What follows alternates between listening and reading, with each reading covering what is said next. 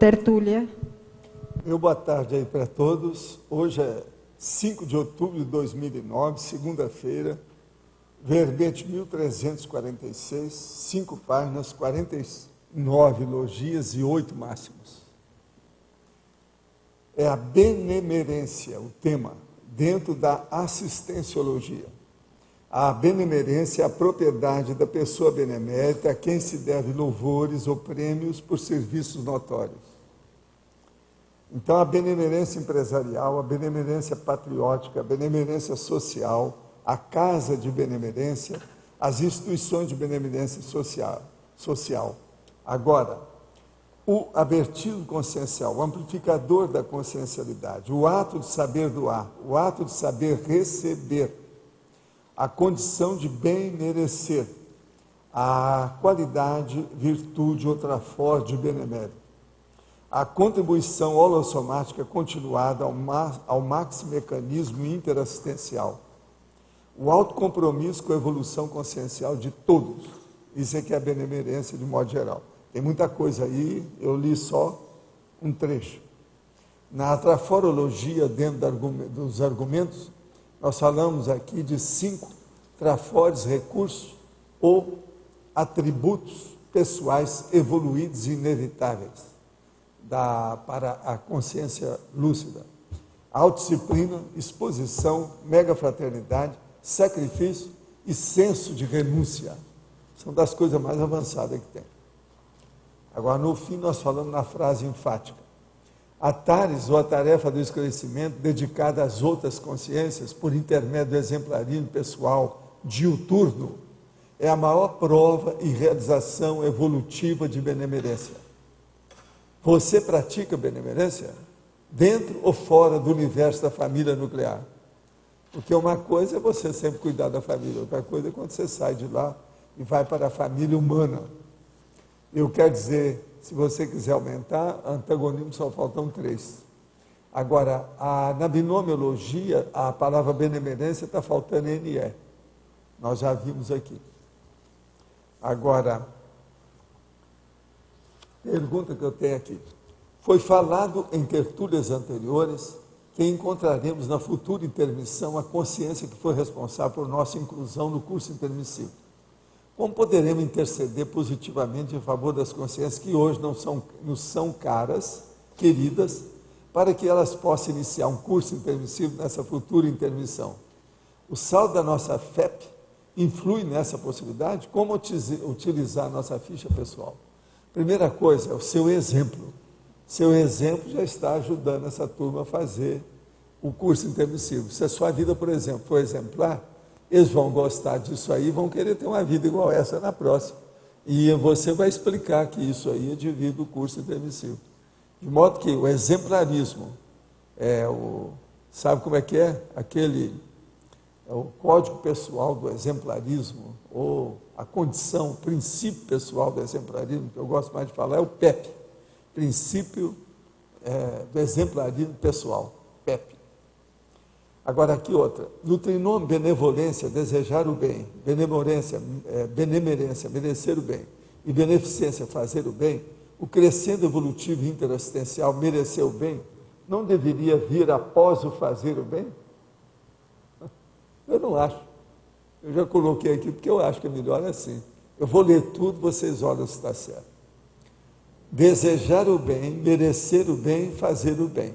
Ele acha que merecer o bem tem que vir depois de fazer o bem. Quem deseja o bem já merece, né? Mas o meu negócio é o seguinte, ó. Trinômio, benevolência é desejar o bem. Benemerência, merecer o bem. Beneficência é fazer o bem. Na benemerência aqui, é por causa do processo da pessoa receber as homenagens posteriores àquilo que ela fez. Mas veja, o negócio não é esse não, é que existe também o merecer o bem daquela pessoa que está recebendo o bem. Isso aí ele esqueceu. Entende? Eu estou pondo aí dentro do universo mais amplo. De modo que você acha aí, você é o voto de Minerva, mas eu acho que, no meu caso, eu acho que não devia mudar não. Agora, ó, vamos conversar com aquela que é a mulher do ombro que olha. Sabe quem, né? A Dulce. O que você acha, Dulce? Ah, então tá. Então você tem 15 minutos para examinar bem a situação para a gente ver o que faz. Tá certo? Gente, eu queria mostrar para vocês aqui, ó, essa revista interativa. Tá certo? Essa revista é o órgão oficial da divulgação da Sociedade Mineira de Cardiologia. É aqui o número 07, especial, sobre o 20º Congresso Mineiro de Cardiologia. Isso deve ter sido feito mais ou menos no mês de julho, que passou. Agora aqui, ó, tem uma homenagem ao meu colega Silvio Pontes Prata, que é o marido, sabe, a dupla da Selma. Agora, a Selma veio de Uberaba e trouxe as notícias de lá. Agora, o que se passa? Nessa revista, doutor Adílio Jatene apresenta a conferência magna sobre a história da saúde no Brasil. Vocês sabem que a Adílio é que era da minha escola, tudo de casa, era professor da nossa, etc. Tal. Então, ele tem aqui, tem várias fotos aí, etc. Tal, e o nosso amigo Silvio recebeu aqui as homenagens da história, porque o Silvio, meu colega, é que levou aparelhos novos, uma opção de coisa, tudo naquela época, sabe? Que já faz algum tempo isso, né? Que é a década de 50 para 60, são 50 anos. E eu quero dizer para vocês que eu estive examinando com a Selma e a turma lá, inclusive o doutor Vandir, que é o colega meu, que está lá vivo, que nós, eu acho que ainda somos mais ou menos 17. E o ano que vem, ou seja, no fim de outubro do ano que vem, daqui um ano e praticamente 13 meses, nós vamos dar um pulo lá. Se eu estiver vivo aqui, as coisas estiverem bem, eu vou dar um pulo, então, nos 50 anos lá da situação, que é o jubileu da minha turma. Como são poucos, eu vou lá para ver isso aí, quem é que sobrou, como é que está a situação, e dar uma geral. E o Silvio está vivo, eu quero ir lá também por causa dele. O Silvio já esteve aqui conosco, já participou de algumas coisas nossas, tudo, ele é de casa também. E eu quero ver esses meus colegas, porque eu nunca fui numa reunião dos médicos, nesses 50 anos. Quase sempre eles estavam reunidos em outubro, novembro, setembro, é época que eu estava fora do Brasil, eu não passava aqui, agora que eu deixei de viajar, que eu estou podendo ir, né? Então, nós vamos dar um pulo lá. Agora, o Loche está fazendo aí a concretagem, no caso seria a crochetagem, o crochê, para a viagem, que a gente não sabe quem é que vai querer ir, etc. Desde já eu digo para vocês que nós vamos lá. Agora, eu vou fazer lá o quê? É uma palestra, um curso, eu não sei o que vocês querem. Então nós vamos passar mais ou menos 2 ou 3 dias sem a tertúlia aqui, daqui a um ano. É quando eu vou poder sair daqui, né? Que eu não saio daqui. Vocês sabem que os exames que eu tinha que fazer fora, eles compraram os aparelhos e trouxeram para fora. Então eu não preciso de viajar, eu não preciso sair daqui para fazer os exames que eu precisava. Eles trouxeram os aparelhos aí para mim, eu agradeci muito, etc. Tal, entende? Mas Foz já vai ter todos esses aparelhos modernos. Então é só mesmo em outubro do ano que vem que a gente vai viajar. Agora lá eu quero ver, e desde já eu mando aí a minha notícia aí para a turma. Eu quero ver como é que está o Instituto Chico Xavier, a instituição que foi feita, que a gente está ajudando dentro daquilo que pode, falando para a turma, para ajudar, para ver como é que vai esse trabalho. E o ano que vem eu vou lá para fazer uma visita também, ver. Aí vou ver também as obras nossas lá, que a gente tem há mais de 50 anos, né? Visitar a Dalva Borges, etc., que está dirigindo a SEC, e outras coisas mais que nós temos lá dentro. De modo que vocês já ficam sabendo desde já, qualquer coisa, conversar com o Loche para ver o que nós vamos fazer. Parece que nós vamos no avião do Loche, ele tem um avião particular, que é um 707, um 7 é o Aeroloche, é um 707, a gente vai de charter, etc. Tal. Outra coisa, essa reunião lá é feita no hotel a 10 quilômetros do centro da cidade de Uberaba. Sempre eles fizeram lá. É um big do hotel. E o que é? Tem uma instituição lá, não é isso? Na verdade, é um hotel de festas, né? Porque vai ser festa, jubileu, isso, eventos, chama Casa do Folclore, mas é um hotel também com 100 e tantos quartos. É uma pena ser fora da cidade, mas sempre fizeram Pois lá, isso a então gente não tem que opção. ver. Vamos Mas ver quantos vão ficar nesse hotel. Como cabe é que fica a muita situação. gente e é muito bonito, vale a pena, não Agora sei eu o quero preço. dar uma geral em Uberaba, quando for lá, quero saber, ver o meu povo, que muitos dos meus amigos já dessomaram. E eu agora já comecei a fazer uma assistência aí para ver esse povo que dessomou. O último, parece que dessomou agora, recentemente, foi o doutor Benedito. Ele dessomou. Então, esse aí também, esse era um dos meus maiores amigos desde que eu fui para lá, em 1945. Só para informar o pessoal, então, Valda, esse evento que o Valdo está se referindo vai ser o jubileu de 50 anos da turma de medicina do professor Valdo.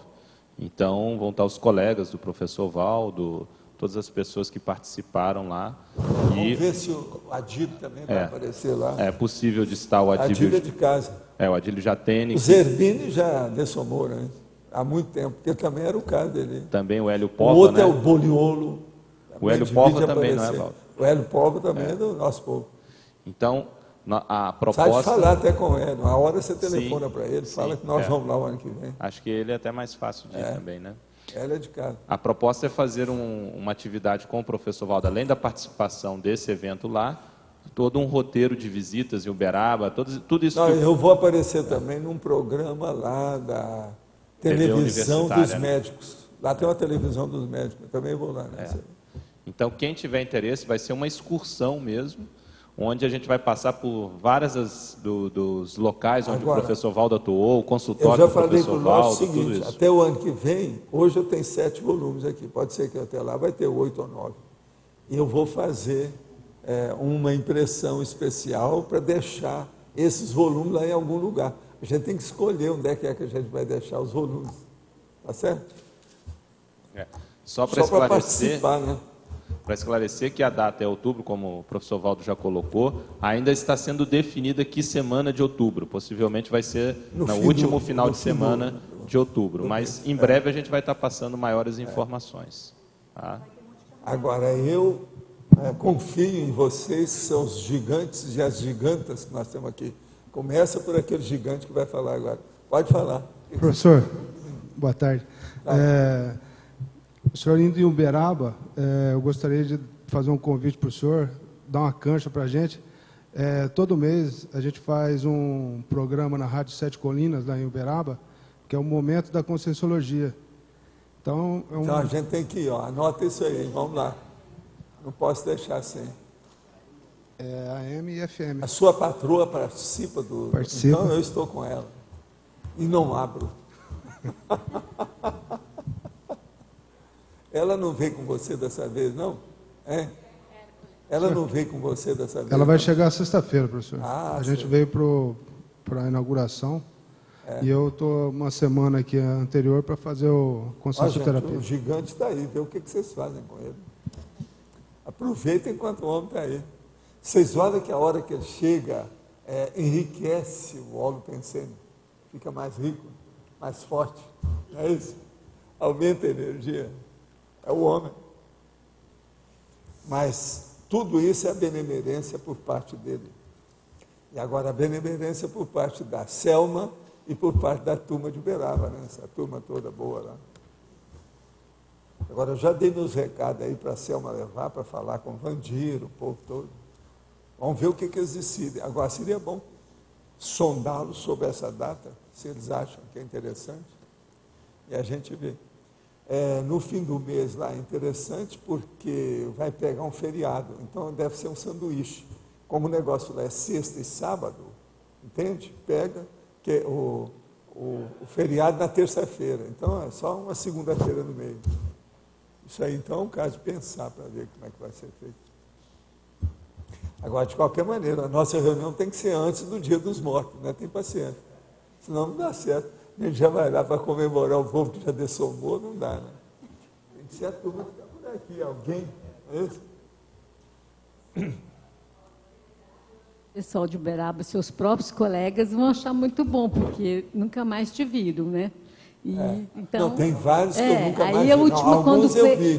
Quando aconteceu Alguns eu vi. 40 anos que o Vandir tive o Vinícius Tofrita, e aí eles falaram, Valdo Vieira, antes do meu marido, Silvio Pontes Prata, Valdo Vieira. Ah, ele já deve ter morrido ou voando por aí, aquelas coisas dele.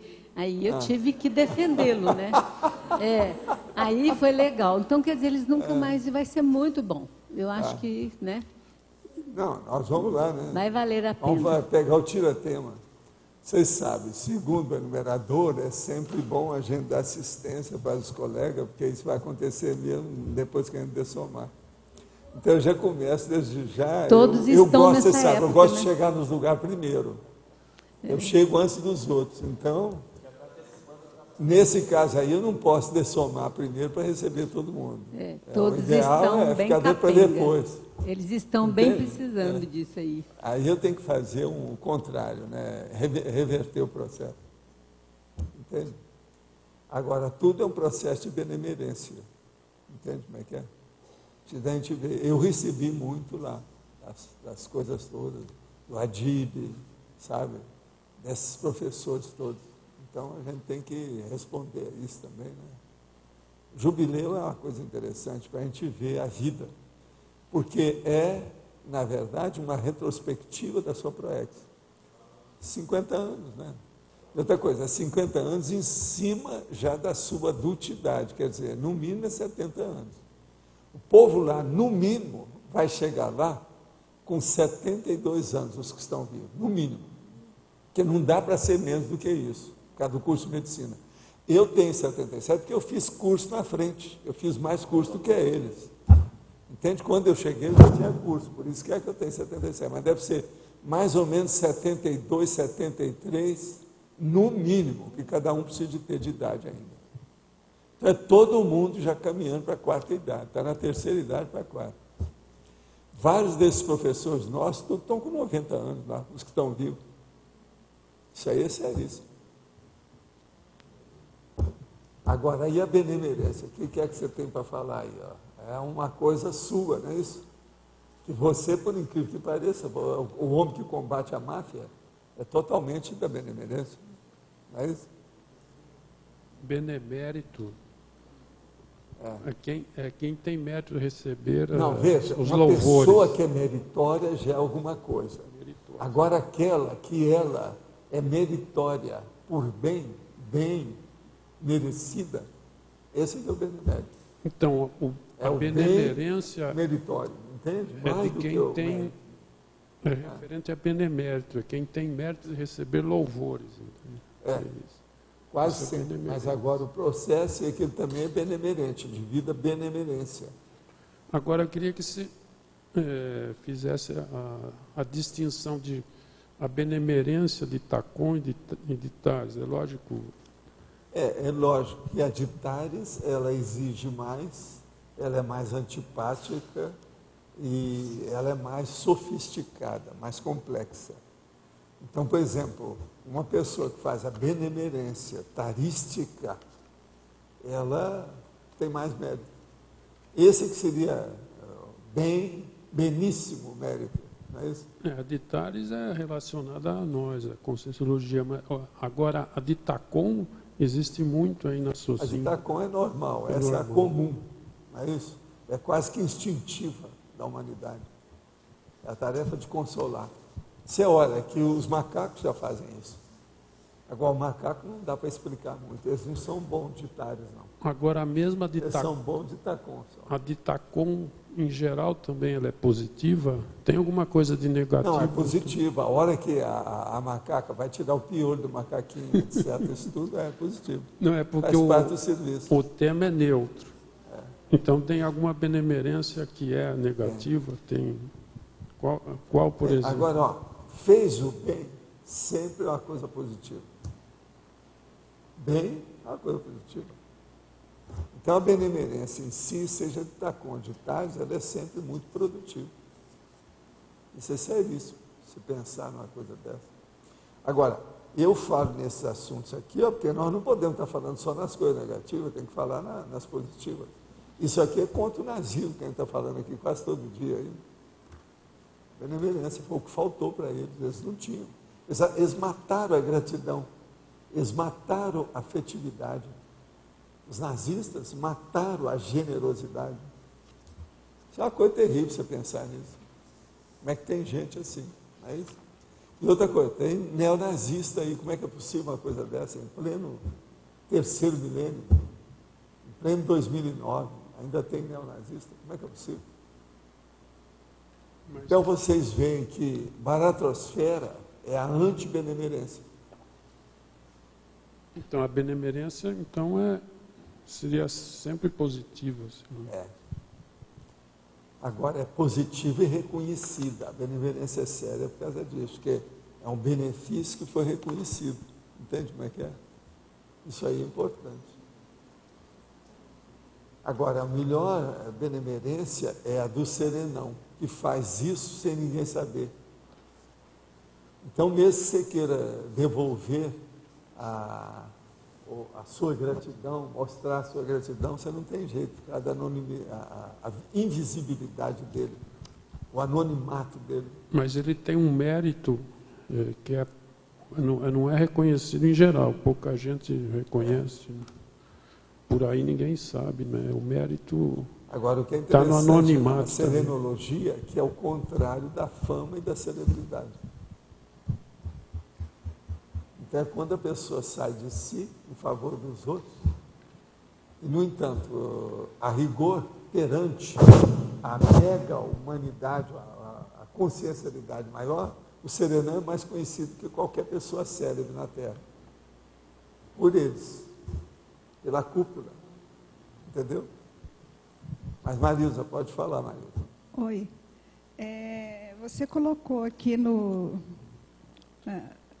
verbete alguns termos que me chamou a atenção devido poder ser não, os mataburros da benemerência.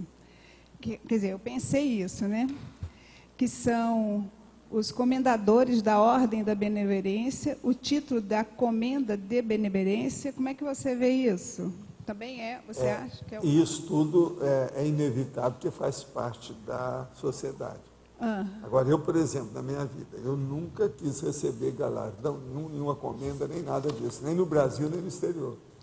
Já tentaram me dar por tudo quanto é lado, eu nunca recebi nada disso. Entendeu? Sim. Eu não acho que seja uma coisa boa. Agora, no meu caso, então, não tem mesmo razão de ser. O que interessa no meu caso são as ideias que nós defendemos, isso. Não a minha pessoa é secundária, não interessa. Então, isso aí é muito importante. Agora, essas pessoas que às vezes precisam de fazer uma ordem de benemerência, tudo isso, para, às vezes, a nação, o país, essa situação, essas pessoas têm sua razão de ser. Por quê? Elas criam fundações, elas ajudam a pessoa, ela mantém a tradição benéfica, a tradição da benemerência. Então, nesse ponto, nós não podemos também achar que seja errado, não é. Entendeu o que quer dizer? Não? A questão é intraconsciencial, né? Então, veja, são os comendadores. Eu, por exemplo, trabalhei numa fundação, que é uma das maiores da América Latina, e eu era do Conselho Consultivo. Agora, foi um casal que era comendador. Entende? O casal é que criou a fundação. Ele era comendador. E outra coisa, eu trabalhava porque aquele que fazia o papel de meu sogro era também um comendador. Entendeu? Tudo eram pessoas que ajudavam muito, faziam muita assistência. A mulher dele também era da assistência. E essa também foi comendadora, tudo. Tudo quanto é galardão ela recebeu na vida. Valdo, eu cheguei cedo, então pude olhar o verbete todo. Eu vi também em exemplologia e inautenticidade. Eu queria que você aprofundasse essas coisas. Porque o processo todo de ajuda aos outros é o nível percentual e a qualidade da autenticidade. Isso. Qual é a qualidade da assistência que a pessoa prestou? Isso é que vem a autenticidade. Qual é o jogo de interesse pessoal, né? São inautênticas, são falsas. Então tem o falso benemerente, tem o falso caridoso, tem o humilde falso, falso humilde, a humildade falsa. Então, você sabe, a vida humana é um palco. Tem atores de todo tipo, e atrizes também. Então a gente tem que dar um desconto nisso aí. É isso que eu chamei a atenção aí no caso. Chamou a atenção muito bem, exemplologia e inautenticidade. Agora, a benemerência aí também, é importante a gente salientar o que a gente fala. Por exemplo, aí mesmo na remissiologia, eu falo sobre a beneficência, a assistência sem retorno, a cuidadologia, o endosso sentimental, a evolução da Tacom para a Tares, a hiperacuidade interassistencial, a interassistencialidade, a interassistenciologia, o princípio do exemplarismo pessoal que eu tinha falado aí antes. E a produção do esclarecimento, que é o que o Arlindo estava falando aí. Produção do esclarecimento. Tudo esses são verbetes que nós já trouxemos aqui, já debatemos eles. Uma outra coisa que eu achei interessante, quando você coloca aqui a questão do dar e do receber. O ato de saber doar e o ato de saber receber. E depois, a condição de bem merecer. Você sabe agora, depois eu tenho aqui uma série, que esse aqui eu coloquei até nos máximos. Aqui, começa a probidade, o mérito, o talento, a conspicuidade, o corretismo, a grandeza, a incorrupção, a integridade, a irrepreensibilidade, a justeza, a lisura, a retidão, e por aí vai. Esses aqui foi um dos que eu coloquei como máximo. Só para a gente pensar, vocês também. Valdo, na época que a gente coordenava o projeto do transplante lá em Belo Horizonte, e fazia um trabalho para preparar as pessoas para receberem e para doar também. E havia muitas pessoas que já haviam passado pelo transplante, rejeição e tal, e voltavam e procuravam o projeto para ter uma assistência. Era impressionante justamente isso aqui, o não saber doar e o não saber receber. Você vai fazer uma pesquisa com as pessoas, causa de muito transplante, isso. A pessoa que doou por uma imposição familiar, e quem recebeu tinha ranço demais afetivo com o irmão, por exemplo, isso é muito comum. Doação entre irmãos é meio difícil de vingar por causa dos ressentimentos que existe, né? Então, achei muito interessante você colocar isso aqui. Tudo faz parte do serviço. Isso.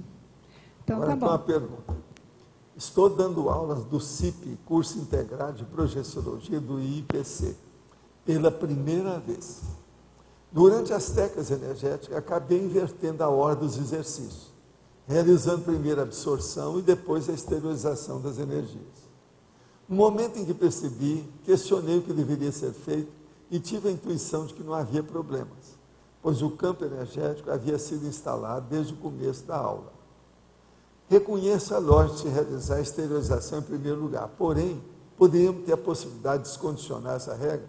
Olha, eu só lembro a você e a turma lá do IPC e do CIP o seguinte: eu chego nos lugares antes de todo mundo.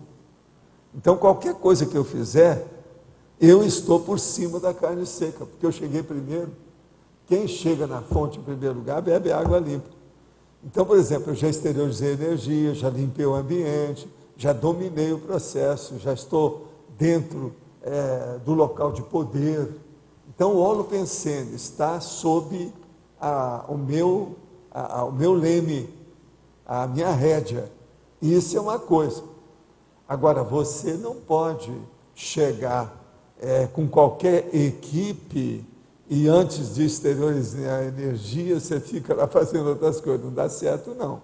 É preferível limpar primeiro, exteriorizar. O CIP está certo. Não confie nisso que você fez, não. Uma vez pode dar certo, 9 vezes pode dar certo. Um dia, a casa cai. Eu não sei se a pessoa entendeu. Quer dizer, primeiro, a gente prepara o ambiente, para depois a gente trabalhar. Essa preparação do ambiente é exteriorizando a energia. Por exemplo, você vai dormir no seu quarto. Se é um quarto novo de hotel, a primeira coisa que você deve fazer, dar uma volta lá e limpa, para fazer a blindagem energética do lugar que você vai dormir. A mesma coisa, você vai dar aula. Por isso que eu chego antes. Poderíamos criar o trinômio liderança, democracia, benemerência? Poderia falar sobre essa interligação? Olha, liderança, democracia e benemerência. Até que inclui. Mas agora, a democracia aqui tem que ser a democracia pura, né?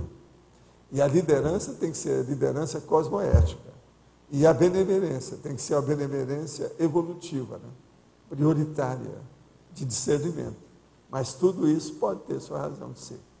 Então, a liderança, veja bem, liderança cosmoética, democracia pura e benemerência evolutiva, por exemplo. Aí vale a pena. Eu topo a parada de sustentar o trinômio. Vale a pena. A página 113 é propaganda, né? Propaganda. É sempre inteligente trazer ao debate a cosmoética quando a benemerência aparece casada com a propaganda. Mas aí seria uma falsa benemerência? É preciso ver, né? Às vezes pode ser, mas às vezes não é. Às vezes estão fazendo propaganda de um curso gratuito para dar para todo mundo. É que a propaganda é então, neutra. Já não é. Vamos devagar com isso. Ela é neutra, a propaganda pode mas ser. Mas é preciso de haver o debate, é o que eu estou chamando. Falou em propaganda, em matéria de ajuda, de assistência, é preciso de discutir. Vamos debater isso aí. Que propaganda é essa? Por quê? Nós temos que propagar a benemerência, mas nós não temos que propagar o benemerente. Isso aí é o negócio do argumento ad hominem. Esse aí precisa de ser o ad hominem. Entende? Nós temos que excluir o chapa.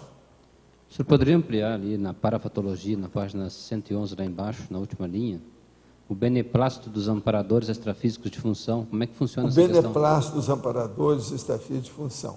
Quanto mais a pessoa esteja desempenhando uma função nobre que eu estou falando não é da nobreza nem da monarquia, mas uma coisa elevada, evolutivamente positiva, sadia, mais os amparadores vão ajudar a pessoa. Porque o que nós precisamos mais na Terra, como em qualquer outro planeta que esteja em evolução, é o auxílio fraterno. Então, a benemerência da pessoa por recebendo o auxílio dos amparadores. Agora, existe também a benemerência dos amparadores por terem prestado auxílio a essa pessoa também. Sim. Né? Agora, o problema todo é o beneplácito deles, quer dizer, a bênção que eles dão, a assistência continuada, ininterrupta que eles dão ao trabalho que você tem. Isso é o ponto de segurança da gente na Terra. Por exemplo, a hora que eu falo que desassediado permanente total é muito sério para dar segurança para a pessoa, isso é mesmo. Ele tem muito mais confiança em si mesmo desse modo. Mas, veja bem, ele aumenta a autoconfiança que ele tem devido à heteroconfiança que ele tem nos amparadores e no maxi mecanismo interassistencial. Vocês estão entendendo? Não é só por causa dele. Agora, com o passar do tempo, você tem plena confiança naquilo. Há uma convicção tranquila, uma certeza relativa, vamos dizer, pacificadora. Isso aí é que é importante. Então, você confia nos amparadores, porque tudo deles é certinho. Você sabe, se uma consciência, ela vive mais em comunex avançada, ela não erra. Dentro daquele nível evolutivo dela, ela acerta sempre.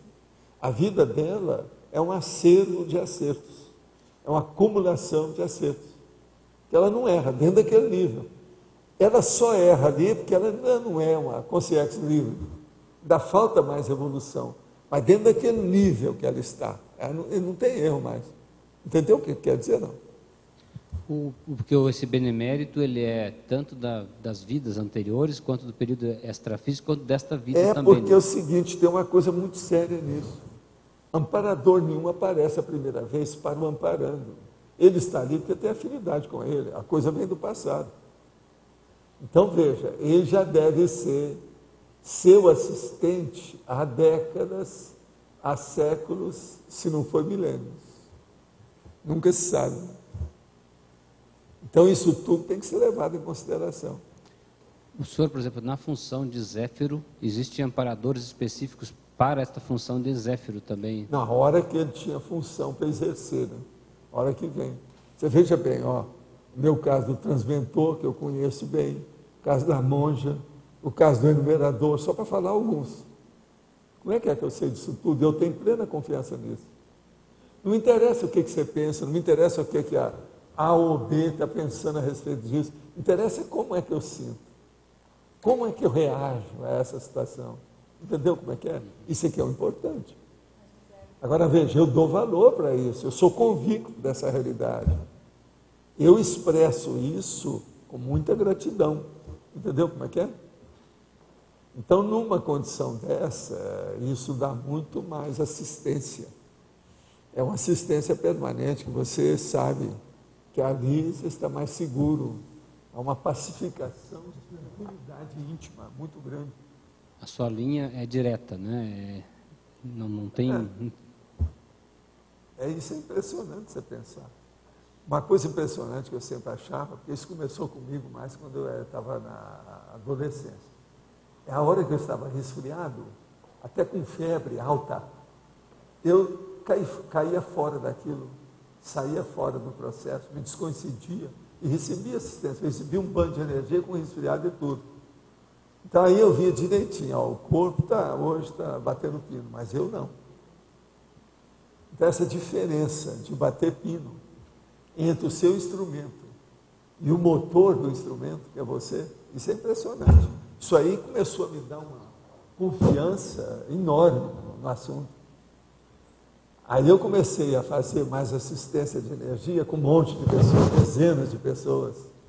O povo achava aquilo esquisito, os mais de idade, falava, não pode ser, você dá passe demais, você atende gente demais. Não. Eu saía de lá, refeito, do mesmo jeito, sem problema. Agora, é que tem uma espécie assim, vamos dizer, de alguma tradição, ou se vocês quiserem, um mito, de que a pessoa não deve atender muita gente, tem que ter um número exato. É igual aquele caso do japonês que apareceu lá em São Paulo, né, o tal, que eu falei com ele, ó, eu atendo essa turma daqui da esquerda, o senhor atende a turma daí. Eram 100 pessoas de cada lado. Eu disse, não, doutor, mas o senhor não sabe, eu só atendo 11 pessoas. Mais do que isso eu não posso, eu tenho orientação nesse sentido. Lá fui eu atender todo mundo. Assim, então, o senhor atende esses primeiros 11 aqui, que eu vou dar um jeito no resto. Entende? Então, o problema todo é essa autoconfiança. Agora, veja, o japonês era bom de energia. E outra coisa, ele era bem intencionado e era bem assistido. Agora, era da emoção e da tradição e do mito.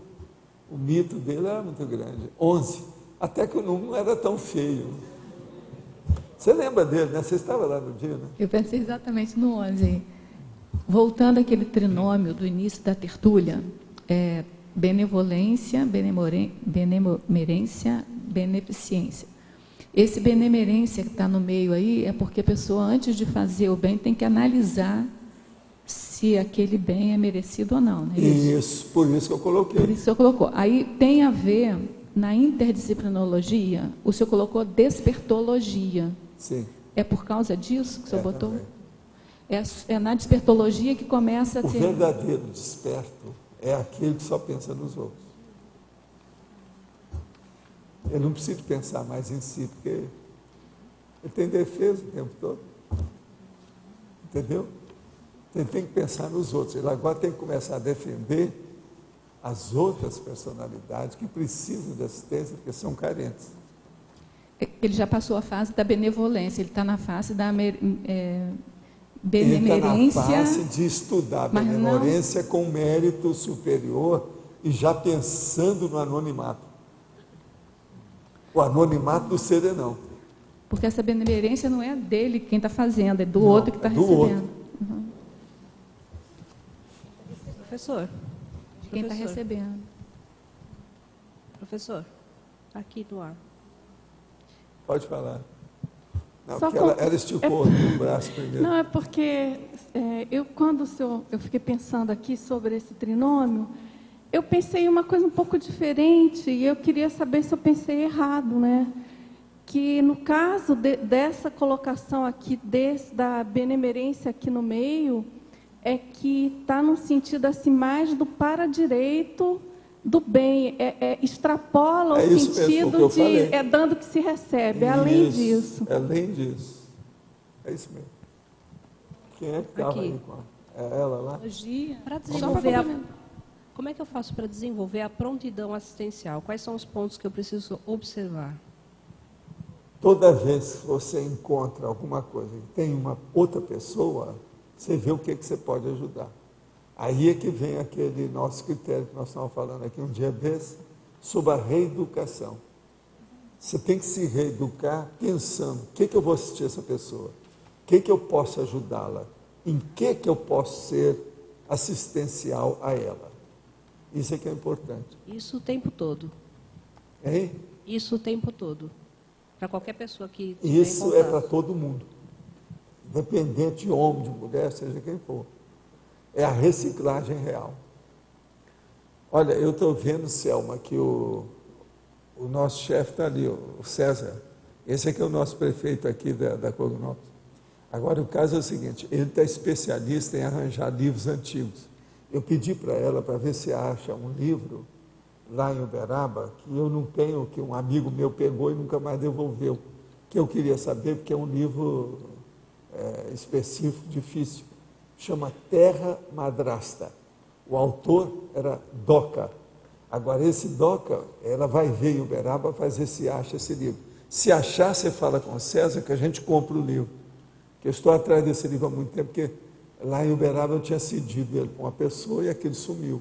E me interessa porque a Terra Madrasta mostrava como é que era Uberaba no início da terra difícil, devido ao povo que foi para lá, os processos vamos dizer, o feudalismo inicial que havia dentro da história. Então, esse livro é impressionante. Eu li o livro quando era Qual rapazinho. a pista para eu achar isso daí? Conversar com as pessoas mais de idade. Não, as igrejas não vão querer ceder. Aonde?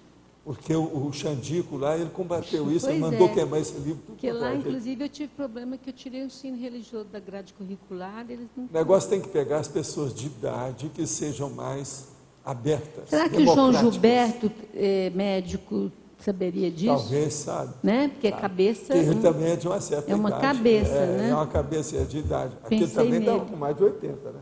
Hoje. Ah, ele tem, mas tem chutão. Pois é. Está do seu tipo, assim. Pois é. Não, enxuto, porque eu estou vendo o pessoal de 70 Outra coisa, ainda existe aquela casa de saúde? Tem o quê? A casa de saúde São José? Tem, ele tem lá, ele é diretor. E o sobrinho... perto da Praça da Matriz? Mas ele está bem... Parece que tem uns 76 anos. O Jorge Franz trabalhava lá.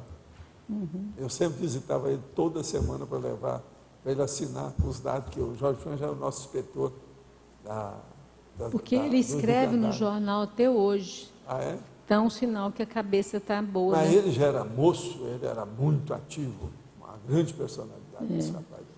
Grande médico. Mas quem mais? Quem é que está aí com a benemerência na mão? Quem é que pode ser benemerente para comigo no estudo desse tema? Na letra A. Na página 113, no subtítulo História, lá no final da página. Sim. Você pode Quem estuda a história da benemerência compreende melhor a condição intraconsciencial do Homo sapiens desperto. Você pode explicar melhor? Eu acho que tem a ver com aquela resposta que você deu para a Rosa, mas você pode aprofundar. Mas o que você quer saber disso? Essa condição intraconsciencial. Não dá para entender a desperticidade sem benemerência. Porque uma coisa é a pessoa ficar desassediada. Tem muita gente que é praticamente desassediada, porque ele é o assediador. Você está entendendo? Então, veja, isso é outra coisa. Isso é o primeira, vamos dizer assim, aquilo que a gente chama a primeira parte trágica do processo. Agora, esses não interessam. Interessa é aquele que chegou a um nível de desassediado ou desassediada permanente total, pensando nos outros, fazendo assistência para a humanidade. É a interassistencialidade total. Agora veja, existe dentro do maxi-mecanismo assistencial peças. Todo instrumento, segundo o Mário, todo instrumento que existe tem peças. Umas são mais nobres do que outras, está certo? É lógico que as peças mais sérias do motor é de desperto para cima. Eu estou falando a mini peça do maxi-mecanismo. Por exemplo, uma mini peça do maxi-mecanismo, uma pessoa que começou a fazer a TENEPS agora, que não conhecia nada de EV, nem nada, é uma pecinha, né?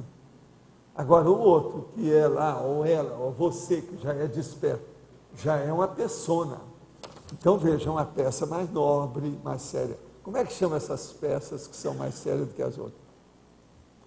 É a peça rainha, peça rei, é a peça líder, peça chave, tem vários nomes, não é isso? Peça mãe, peça mãe que eu já ouvi falar, peça mãe tem. Então, veja, vocês que estão caminhando para a dispersidade vão ser todas peças mães do maxi-mecanismo assistencial, tá certo? Eu já estou colocando você dentro do trono que você vai sentar, tá certo? É o pódio que você vai elevar a mão, não é isso? E a outra questão em relação aos amparadores. Você estava respondendo para o Adélio a questão de que nenhum amparador ampara a primeira vez a pessoa. No caso aqui, nós somos intermissivistas de primeira vez. Os amparadores de TENEPS nossos, eles poderiam estar numa condição, pela primeira vez, nos amparando na função da TENEPS ou não? Não, essa condição não existe. A primeira coisa não é por aí. A gente tem que examinar o seguinte. Se ele é amparador seu, ele é igual a você. Sim. Só que ele só tem 2 veículos de manifestação, é consciência. Mas ele poderia estar na função de amparador de TENEPS pela primeira vez? Se você, da primeira vez... Também estaria. Essa é a tendência. Tá. Igualzinho. Tá. O problema é o seguinte, você está interpares, quer dizer, você está de colega para colega, tudo é igual. É colega. Quando estamos fazendo as coisas não muito em ordem e no final tudo dá certo, seria uma afinidade com amparo ou com assédio? Depende. Se você está fazendo as coisas, você não falou se tudo dá certo para o bem ou tudo dá certo para o mal. Porque se for da máfia, está dando tudo certo para o mal. Não é isso? Se for da benemerência, um processo de assistência social, está dando certo para o bem. Primeira coisa, tem que ver a qualificação disso aí. Por exemplo, quando vou viajar para fazer algum curso da Conscienciologia e não calcei bem as coisas, às vezes tudo fica meio atrapalhado, mas no final dá tudo certo. Isso aí mostra que você está dando muito trabalho para os amparadores. E isso vai chegar a um ponto que eles vão dar um basta. Um basta. It's enough. Basta. Alta. Chega. Vai chegar um ponto que eles vão falar, bastante, é o bastante, chega. Chega de mordomia, porque isso aí é mordomia, né? O negócio está errado. Agora, se você fala essas coisas, está consciente disso e prossegue com isso, precisa de falar com seu maridinho para comprar um rabo de tatu. Professor, aqui na página 114, priorologia. O senhor pode aprofundar um pouco mais essa questão? Os amparadores extrafísicos promovem, quando necessário, a projeção lúcida assistida e também a fixação psicofisiológica da consciência, se for o melhor para todas as consciências no momento evolutivo. Não viemos à vida humana somente para fazer projeções conscientes, mas para cumprir prioritariamente a autoproex. Então vamos entender. Amparador extrafísico não ajuda a pessoa só a sair do corpo, não. Ajuda ela a ficar também dentro, sem sair. Entende? Esse é que é o problema. Nós temos que entender o nível da tecnicalidade, o nível técnico que esses amparadores têm. A visão cosmovisiológica ampla, cosmoética de evolução que eles já dispõem. Então, é isso que nós estamos chamando. A prioridade dele é para aquela necessidade no momento evolutivo. Essa pessoa precisa disso, eles dão aquilo que ela precisa.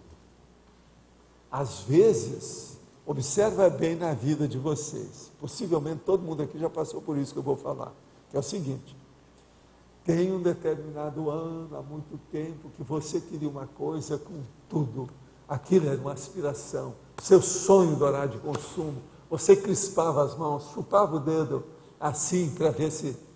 E aquilo não aconteceu, você não conseguiu.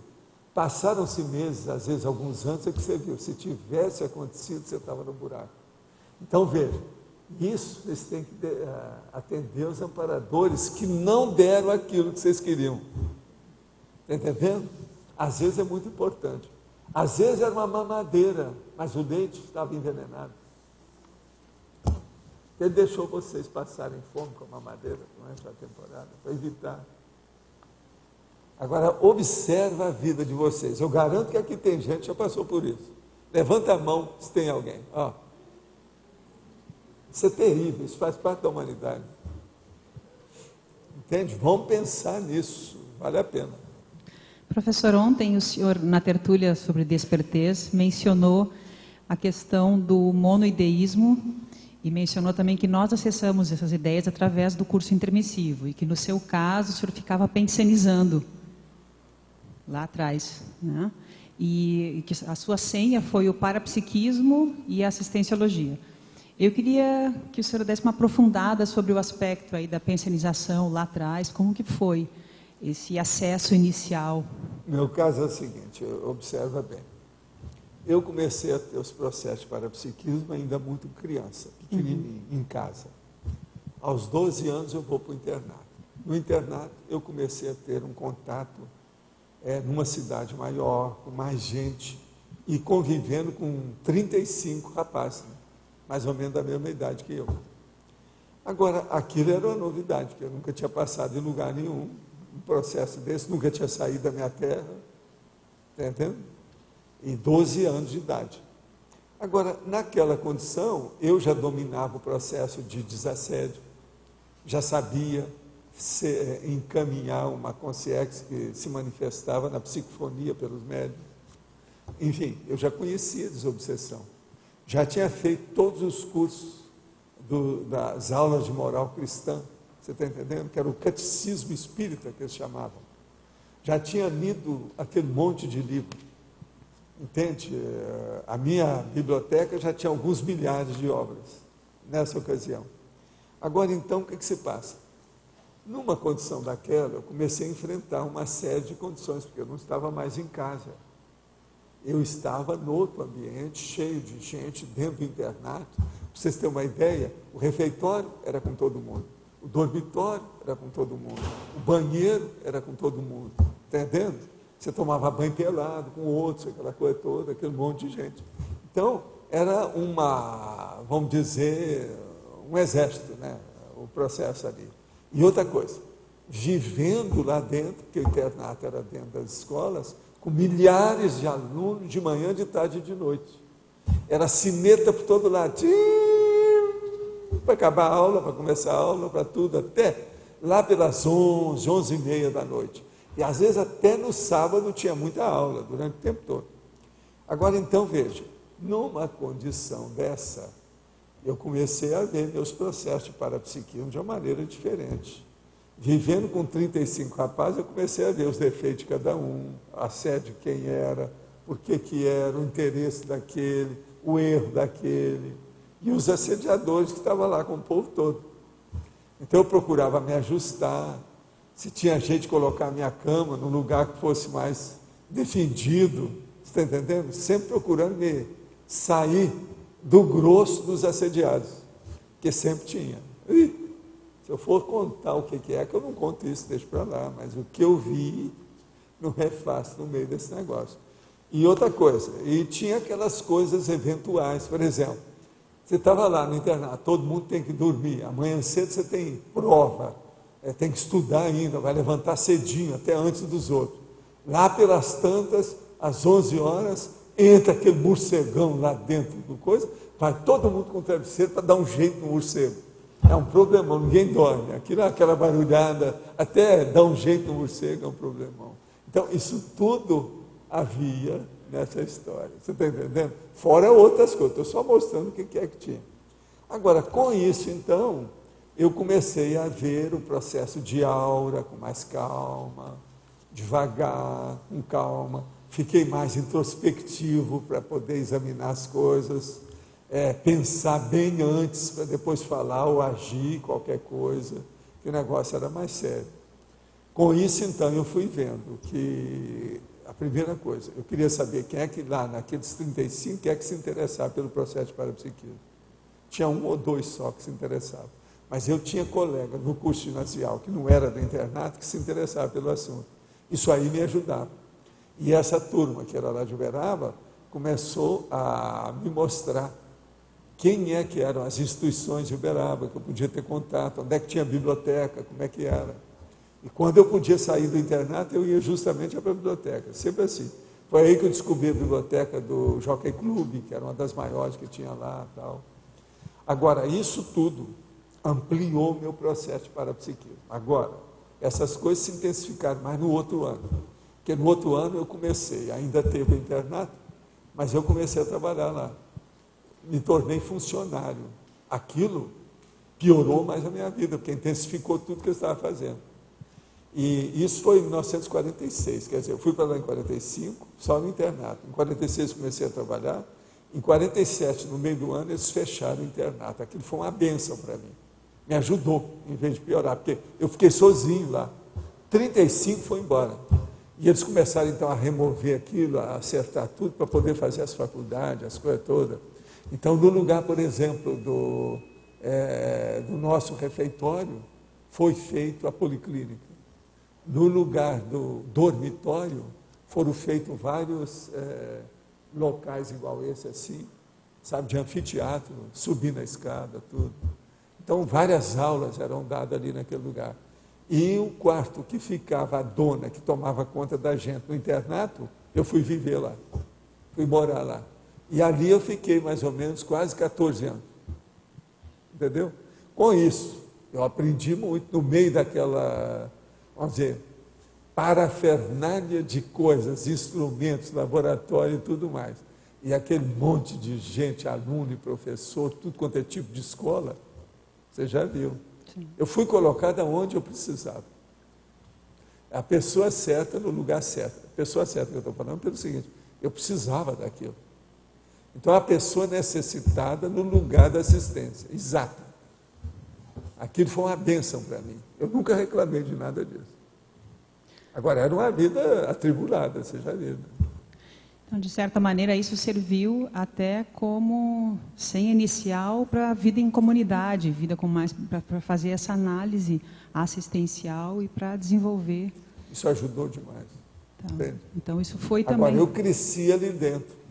Sim. É tanto que quando houve aquele negócio de ir para a Argentina, eles precisavam de uma pessoa para servir de...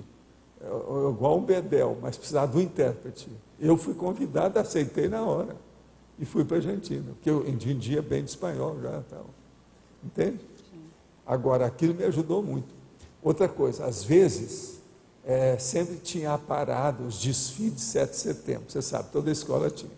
E às vezes tinha que comprar as camisas especiais em São Paulo, que era mais barato, que era um monte de gente que ia usar a mesma camisa. E a primeira camisa que foi usada tinha um triângulo aqui no peito, chamado Colégio do Triângulo Mineiro, que é esse que era o básico lá, que tinha milhares de alunos. Então, tinha que fazer o negócio em São Paulo. Quem é que foi lá em São Paulo? Fui eu, fui designado por ele, é um rapazinho aí. Fui lá para trazer as camisas, ver como é que era, explicar tudo para a parada de 7 de setembro. A hora que fez a primeira, todo ano repetia aquilo, foi só fabricar mais, industrializar. Agora, a camisa era muito boa, a camisa de esportista, com um triângulo. Isso aí eu nunca pude esquecer. Você está entendendo? Agora, tudo isso era contato que a gente tinha, o trabalho que a gente tinha, no meu serviço, aquela coisa toda. Não era fácil. Entende? Então, tudo isso foi já premeditado. Foi aí que eu comecei a ver o processo todo, o parapsiquismo em primeiro lugar. Mas agora visando o quê? Assistência aos outros. Porque no meio desse povo que tinha mais, é gente doida, né? Você já viu, né?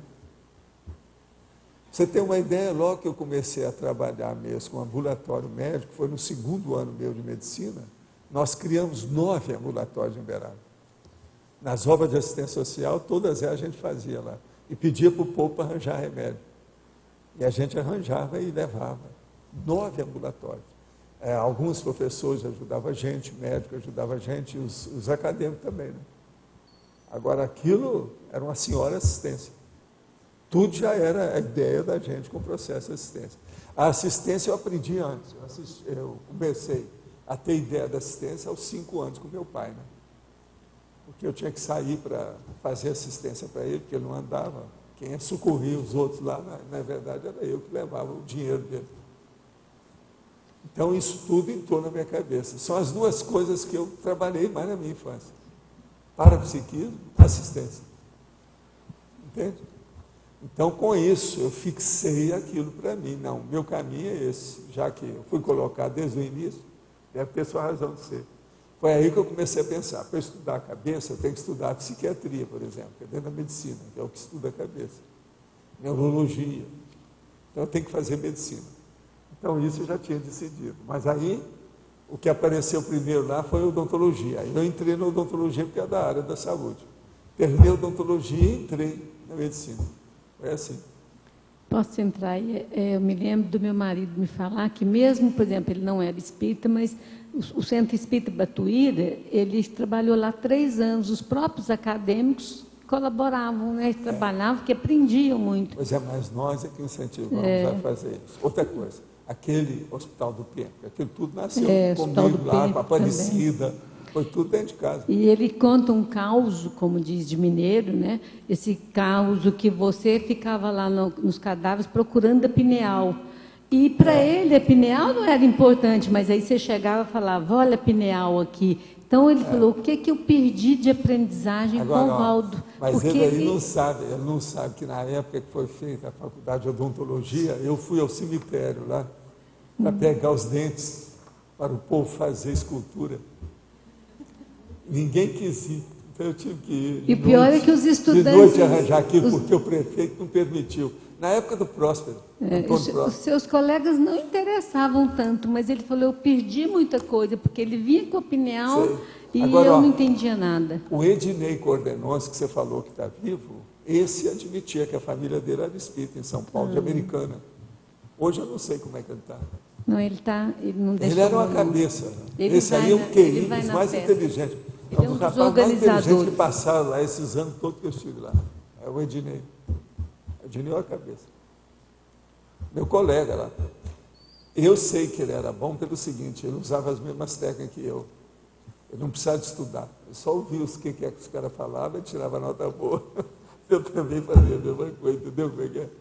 Ele estudava pouco e tirava nota alta. Ninguém admitia, mas ele é taxista. A inteligência... Esse aí, se aparecer, eu vou ter muita satisfação de ver, que eu quero ver como é que ele está agora na maturidade, o que aconteceu com ele. Porque ele era um pouco malandro, que é inteligente demais, entendeu? Meio malandro. A jovem, né? É aquele negócio dos pecadilhos mentais, os pecadilhos na juventude, pecadilho da mocidade, entende como é que é? Então, vale a pena a gente ver. O senhor comenta aqui na colegiologia, o Colégio Visível da Assistenciologia, né? Depois você comenta neossinapses interassistenciais. Essa questão da pesquisa, da interassistencialidade, não deveria ser tipo uma pesquisa coringa de todos, assim, você entrar nessas neossinapses assistenciais sempre, ter essa pesquisa como se fosse uma... Sim, mas veja, isso nem sempre é possível, né? Para as pessoas se darem bem e haver, assim, uma interação já é difícil, agora mexer com o processo da ideia é mais difícil ainda. Então, essas coisas são um pouco assim, na prática, isso tem um certo obstáculo. Mas se a pessoa mexer... Mas é um caminho, esse que é o caminho, o futuro. A gente percebe, até no colégio mesmo, da assistenciologia, quando você se propõe a estudar, pelo menos, você começa a praticar mais também a questão da interassistencialidade, né? Então, se você estudar mais isso... Você... A primeira prática é a teoria, é 1%. Essa teoria é o estudo, é a leitura, é a reflexão. Isso é que é a teoria. Agora, na hora que a pessoa sai daquela reflexão, ou seja, do quem, e ela começa a usar o ele para fazer uma ação, aí vem a vivência. Então, quase sempre a pessoa desencadeia o processo imediato e já começa a vivenciar. Se ela se entusiasma por alguma coisa que ela já está começando a ler, ela já começa a vivenciar aquilo, porque ela vai começar a conversar com o povo, já vai trocar figurinha com um, com o outro, vai ver quem é que viu aquilo, quem é que tem opinião sobre o assunto. Então, o processo da vivência, ele é quase que imediato. E essa é uma função dos colégios também, né? Fazer essa troca, fazer essa...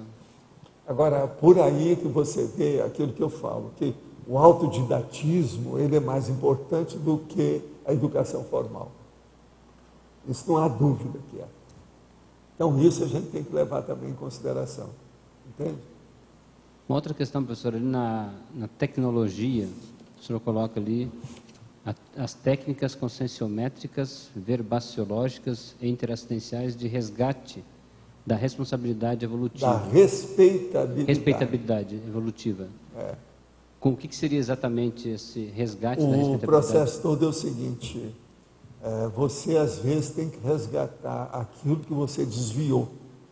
Isso é feito pela análise conscienciométrica e você começa já a usar a verbação e fazendo uma assistência.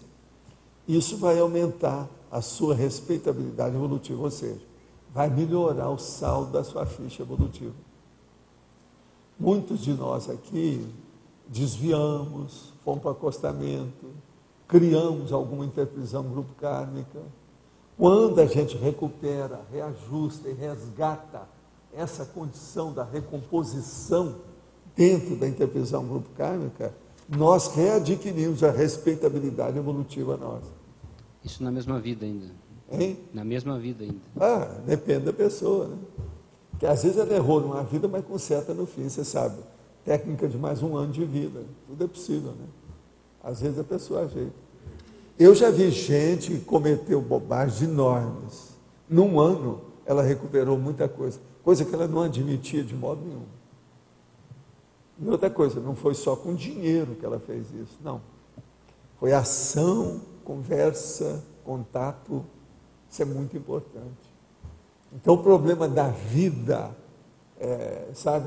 da interassistencialidade, mas do convívio, a conviviologia, é seríssimo na renovação. Eu sempre digo o seguinte, procure a pessoa que ainda não está entendendo enquanto ela está por aqui. Depois que somar, tudo pode ser mais complicado. Aproveita enquanto você está com ela por aqui. Nos livros lá das nossas mensagens, tinha muita mensagem nesse sentido. André Luiz dava isso, tem isso nas coisas que o Chico recebia, nas mensagens que ele recebia. Aproveita enquanto vocês têm, a pessoa está nessa dimensão. Vai lá, renova seu contato, a cordialidade com ela, enquanto você pode. Depois que passar, tudo isso vai ser mais difícil. É preferível já fazer agora. Você vai queimar etapas, você está entendendo? Vai fazer atalhos positivos na situação, vai conseguir melhorar. Professor, na página 111, na fatologia, na quarta linha, o senhor poderia aprofundar mais o abertismo consciencial? O abertismo, isso tem aqui, eu não sei se ainda não leu, né? O verbete? Tem um verbete inteiro sobre o abertismo. Mas qual que é a relação Agora, com o abertismo aqui no caso é o seguinte, o maior abertismo que existe é o abertismo da interassistencialidade. Se uma pessoa acha que ela abriu a consciência dela para o cosmos, mas ela não faz a interassistencialidade, não há abertismo nenhum ainda. Ela tem que sair de si para se doar para a humanidade. Se isso não acontecer, porque tem alguma coisa. Tá certo? O desperto tem que ser isso. O desperto é o que precisa mais, né? Nesse assunto. Ou seja, por exemplo, pegando o gancho do desperto, para você alcançar a desperticidade, não tem como não conseguir... O desperto mesmo, ele tem que ser interassistencial, senão ele não é. É aquilo que eu falo. Por exemplo, tem uma opção de gente que assediador nenhum chega perto dele, porque tem medo dele. Se tem medo, é porque ele não presta. ele é um assediador, maior do que aquele outro. Então, veja, esse aí, ele já é desassediado para a baratosfera, quer dizer, não resolve. Agora, você está entendendo? Ele não faz assistência, ele não é desassediado. Ele é autoassediado. Entendeu o que quer dizer? Eu tenho uma dúvida em relação ao abertismo consciencial e, por exemplo, a situação da alcova blindada. Você sempre fala que o abertismo consciencial ele não é uma porta grande, senão ele acaba com uma porta, com uma janela, acaba com tudo. Agora, como é que é essa situação do abertismo consciencial com uma alcova blindada ou... A alcova blindada mostra que você preparou você para ajudar fora. Então, se você tem uma alcova blindada, você vai dormir, você sai do corpo, você pode fazer assistência fora do corpo. Agora, se lá não é uma alcova blindada, tá? Tem assediador que entra lá. Você vai dormir, você vai ficar assediado pelo assediador. Entendeu a diferença? Então, você faz o abertismo consciencial através da blindagem do seu corpo, do seu local, do holopensene, da onde você dorme. A blindagem do então, corpo por exemplo, seria o encapsulamento parasanitário. Veja, parasanitário, quer dizer, ele é da sanitização. Ele está fazendo a asepsia, a limpeza, a profilaxia, a higiene. No entanto, é um encapsulamento. Então, você separa a pessoa para ela ficar limpa, para poder ajudar os outros. O que adianta a pessoa que vai ajudar os outros estando suja? A pessoa que vai contagiar os outros, ela vai atender um doente e ela está com gripe, braba. E ela vai atender, ela vai acabar contagiando um doente com a gripe. Você está entendendo? Não vai adiantar nada. Então, nós temos, primeiro, que preparar a nossa base, o nosso holopensene, a nossa psicosfera, o nosso micro-universo consciencial. Ele ficar puro, para que a gente possa doar alguma coisa. Porque senão você vai doar o quê? Vai doar a sujeira? Isso é aquele negócio que eles estavam querendo fazer da Inglaterra para cá, né? Que mandaram um monte de lixo para o Brasil, dentro de navio. Não estão fazendo assistência coisa nenhuma. Entende? Eles estão exportando o assédio deles. E o pior da história, tinha muito material de hospital naquilo. Já pensou o tanto de doença que tinha nesse navio? Uma vergonha, né? E como é que no Brasil, como é que eles deixaram então um navio desse? Aí que está o alto lá. Vamos lá, vamos parar com isso, vamos dar um jeito.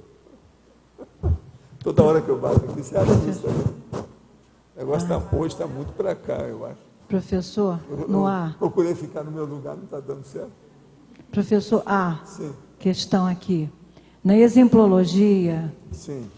O segundo exemplo, essa benemerência forçada da declaração... É o ato imposto pelas necessidades ou contingenciamentos, por exemplo, a declaração do imposto de renda. É justamente essa questão que eu queria trazer.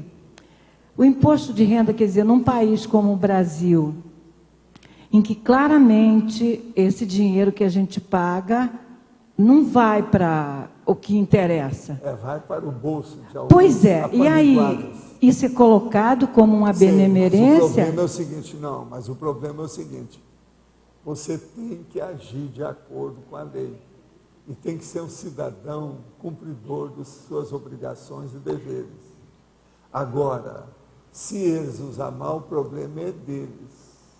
O caso todo é esse. Professor, agora, tem gente que não quer ajudar o imposto e que sonega o imposto e manda até dinheiro para fora do Brasil. Eu nunca fiz isso, sou contra essas coisas. Minha consciência é tranquila. Eu, desde que me aposentei, quando eu aposentei, era o teto máximo do imposto de renda. Eu tinha só 35 anos de trabalho e tinha 51 anos. Eu comecei com 16 anos. Agora veja, continuei pagando, mesmo depois disso, depois de aposentado. Continuei pagando. Naquela época, INPS, aquela coisa toda. Agora, a minha consciência é tranquila. Eu via que o povo está desviando dinheiro, que é uma comissão danada, além da comissão, tinha a comissão. Mas eu não tenho nada a ver com isso. Eu dei a minha parte. Eu não tenho culpa de nada. Pois é, professor, quando chega a última semana de abril, é uma semana para mim complicada. Eu pago imposto de renda, eu pago, e depois ainda pago mais de novo, eu pago o máximo. Eu fico enlouquecida. É aquela semana que eu fico, eu digo, o que eu posso fazer? Isso não pode continuar assim, mas eu só fico na reclamação e... Coloque o Brasil acima desse ponto. Mas o Brasil sou eu. Aqui, o Brasil te acolheu. Eu sou Brasil. É a mãe pátria. Então, aceita essa mãe pátria como sempre. Pois é, né? Sabe, né? É a semana... E esqueça, se eles desviaram o dinheiro, isso aí não tem jeito. E a gente não pode fazer aí vem nada? Vem o mensalão, vem o PT, vem a turma toda aí, pois cada um o Dilúvio Soares. Dilúvio Soares. Não tem nada, só ar. Você espreme, não dá nada. É um dilúvio. Pois é, agora que nós vamos fazer a Olimpíada, aí vai ser a festa. Não, você já viu. Pois é. Aí... Deita e rola. Agora, vamos ver se eles vão dar um jeito de normalizar certas favelas do Rio. Dar um jeito de urbanizar alguma favela. Não vão. Quem sabe? Não vão. Eu estou torcendo para isso. Estou fazendo força. Agora, ó, eu falei aqui e vou repetir para você. Eu só tenho uma preocupação grande. Se eles não trabalharem bem até 2014 para fazer a Copa da FIFA, pode acontecer alguma coisa braba, isso vai acabar com o negócio de 2016. Então, a coisa que eu vejo mais séria, que eles têm que trabalhar bem, é com a FIFA.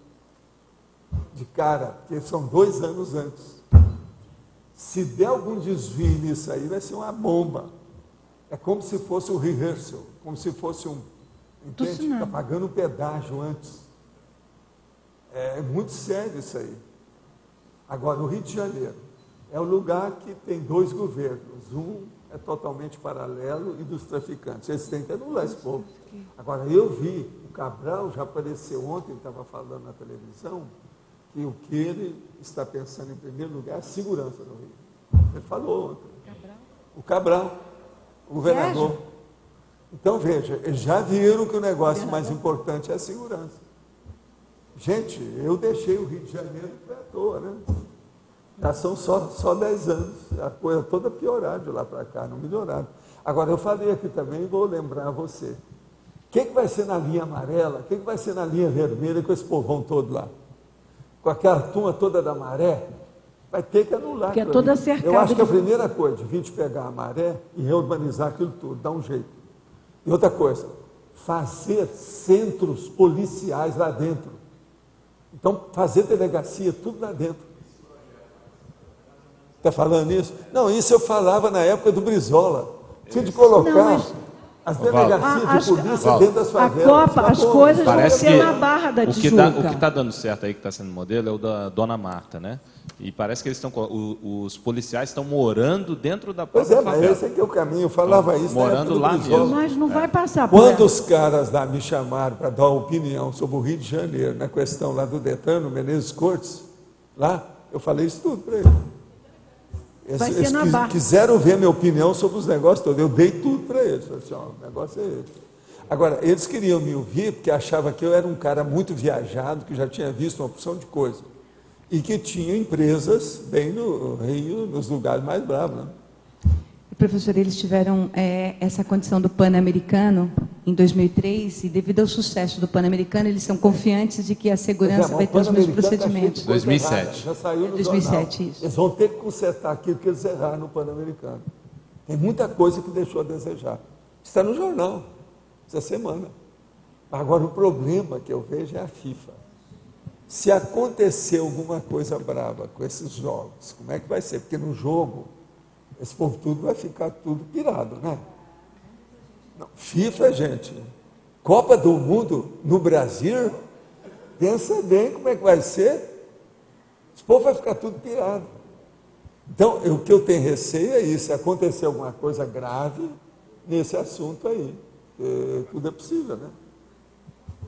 Então, vamos torcer, pensar positivo para isso melhorar. Agora, eu vejo o seguinte, é o que eu falei aqui também, vou lembrar para você. A hora que eles escolheram o Rio, eu ganhei de cara 1 milhão, dentro dos meus bens. Só na Visconde Pirajá eu tenho 4 imóveis. Agora, você já pensou? E eu não falei aqui por que é, não. Eu falei só pela valorização que os imóveis vão ter com o tempo. Mas não é isso. Você já pensou se eu colocar estudo e fazer temporada? Uma loucura. Como é que fica? Tem 3 apartamentos, 2 quartos cada um, 3 quartos, aquele negócio todo. Como é que fica? São 3 quartos, né, cada um. Como é que fica aí? Só aí. Então, o que eu falo, eu não estou pensando em mim, nem vendo nada disso, não. Mas eu acho que tem que Agora, pensar hoje positivo, nós vamos começar a pensar muito no futuro, né? Primeiro eu falei o ano que vem, outubro do ano que vem. Agora 2014, agora 2016. Estamos aí, vamos ver, né? É preciso andar bem na esteira para me sustentar, para aguentar a barra. Eu quero ver o Rio de Janeiro ganhar a Copa e quero ver o Rio de Janeiro na frente do processo da Olimpíada. Pelo menos não passando vergonha. Eles estão colocando que uma meta boa se o Brasil ficar entre os 10 melhores. Entre os 10 já está bom. Eu assino embaixo, estou de acordo. Porque não dá para ser uma potência olímpica em pouco tempo, né? Eu, na minha condição de oba-oba da história, assino embaixo.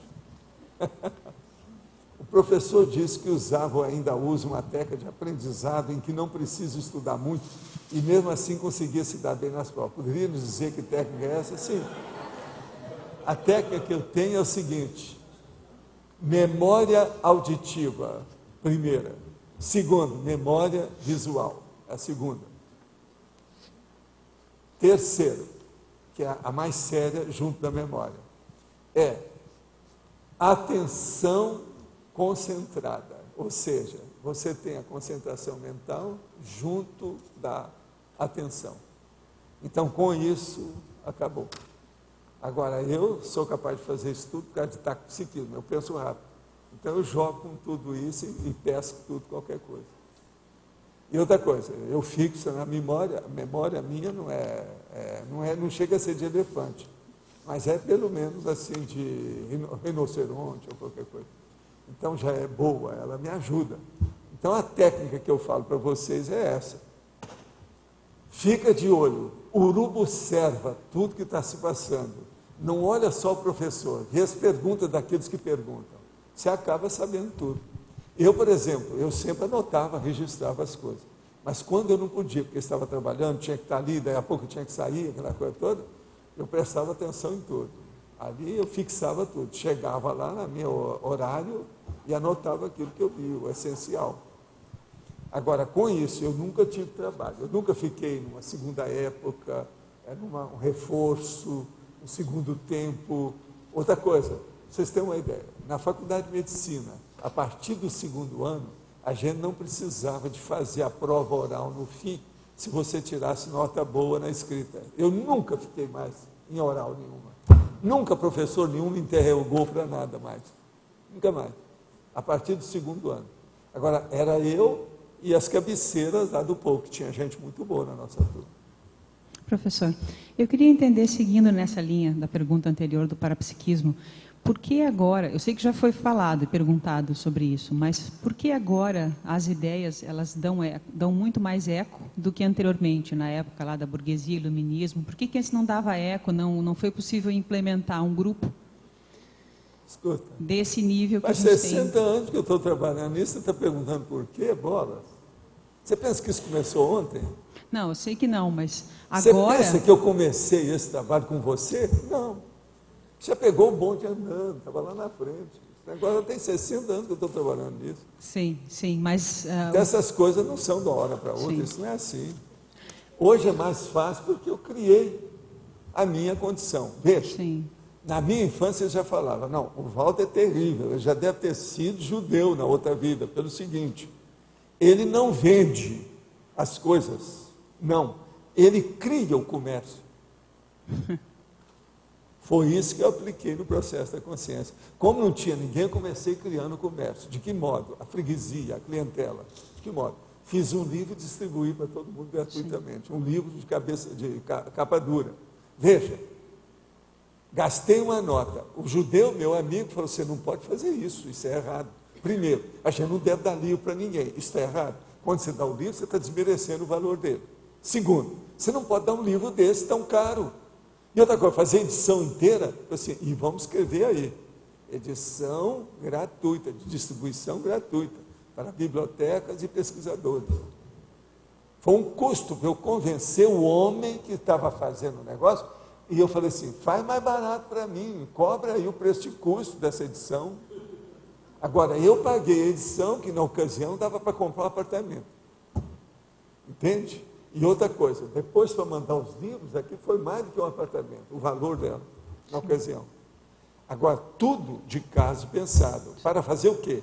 A clientela. Fazer minha equipe. Mostrar que eu estava estudando aquilo, para o povo saber que eu estava estudando. A questão como é que é? Sim, eu entendo. A minha pergunta ela estava direcionada à época, ao momento, século XX, século XXI, a escolha disso agora, porque o senhor já vem trabalhando. Mas agora o problema todo é o seguinte, isso foi depois do processo da reurbanização prática. É isso que nós estamos fazendo. Nós somos da Reurbex.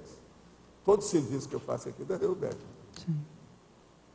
Por isso que eu falo de vez em quando do Hitler, nazista, por causa da... Ontem eu falei disso aqui.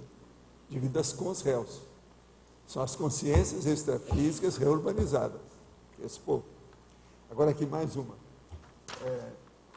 A afirmação do altidativo ser muito importante em relação ao ensino tradicional não vai contra outra afirmação recente sobre o ensino à distância, onde foi dito que nada substitui o olho no olho. Qual a sua opinião? Eu já falei nisso aqui.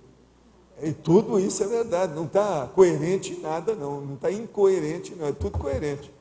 O ideal é você estudar por você.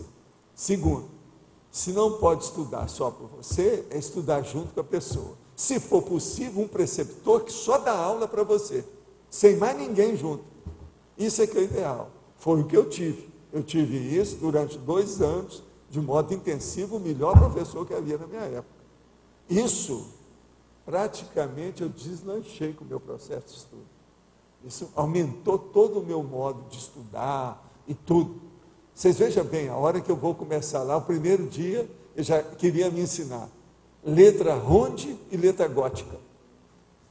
Depois, espanhol, inglês, italiano, francês, tudo, tinha aula dessas coisas todas com ele.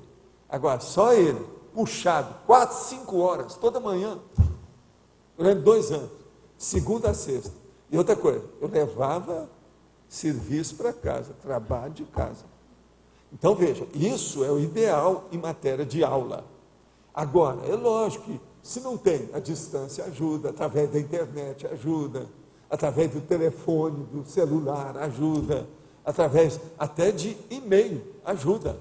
Mas agora, o ideal, eu estou dando o que é? O ideal é você estudar sempre, por você mesmo. Agora, se você puder pegar quem é o Papa desse estudo que você está interessado, arranja com ele para ser seu preceptor durante 1 ano e dar aula. Isso é o ideal. Não é preciso de dinheiro, é preciso de contato, tem uma opção de coisa nisso aí que a pessoa precisa ter, não é isso? Quase sempre, ela só vai ter dinheiro depois que ela estudou muito. Então, é um problemão. Então, por isso que nos Estados Unidos, o povo tudo vai ser garçom, garçonete, etc., para pagar o estudo, para depois se formar, não é isso? Isso é duro. Então, veja, o olho no olho é o ideal, principalmente no preceptor, a preceptoria, que o professor só dá aula para você durante 5 horas aí, te cobrando.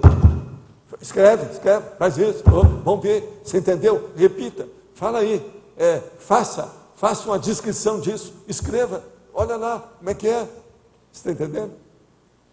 Não é fácil. Professor, só para fazer um... Amanhã você vai me trazer a lição tal, vamos ver como é que está. Bolas. Não, é só para fazer um complemento que a gente recentemente, na repreendência, instituiu a preceptoria. Então, agora a gente está com esse acompanhamento mais direto das pessoas e eu acho que isso vai dar uma qualificação agora, veja, no trabalho. Tem que isolar. O ideal é o individual. É individual. Isso é o ideal. Isso, é isso aí. Existe alguma técnica para se evitar que uma pessoa sofra possessão momentos antes de ela ocorrer? Após a possessão, qual a técnica é mais indicada para retirar a consciência assediadora? Olha, a primeira coisa é o seguinte: quando a pessoa está percebendo que está aumentando o assédio em torno dela, ela deve pedir socorro para alguém que possa socorrê-la. É assim que ela pode evitar a possessão. Agora, junto com isso, ela exteriorizar a energia o tempo todo, pensar coisa boa, abençoar o cosmos. Isso também não vai permitir que a consciência vai se apossar dela. Agora, depois que houve a possessão, o ideal é a pessoa ir com muita convicção, muita certeza, muita autossuficiência, autoconfiança, e chamar o nome da pessoa que está possuída, o possesso. Chamar o nome íntimo.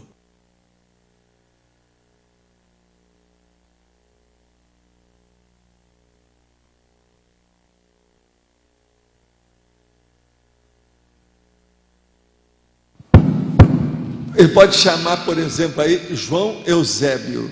Então, às vezes ele tem um apelido, né? Joãozinho, ou Zebinho. Então tem que ser o nome que ele tem na intimidade. Então chama, Joãozinho, toma o corpo. Uma coisa qualquer nesse sentido, que aí é o jeito. Porque geralmente ele está descoincidido porque o outro está tomando conta. Ele faz a gata parir.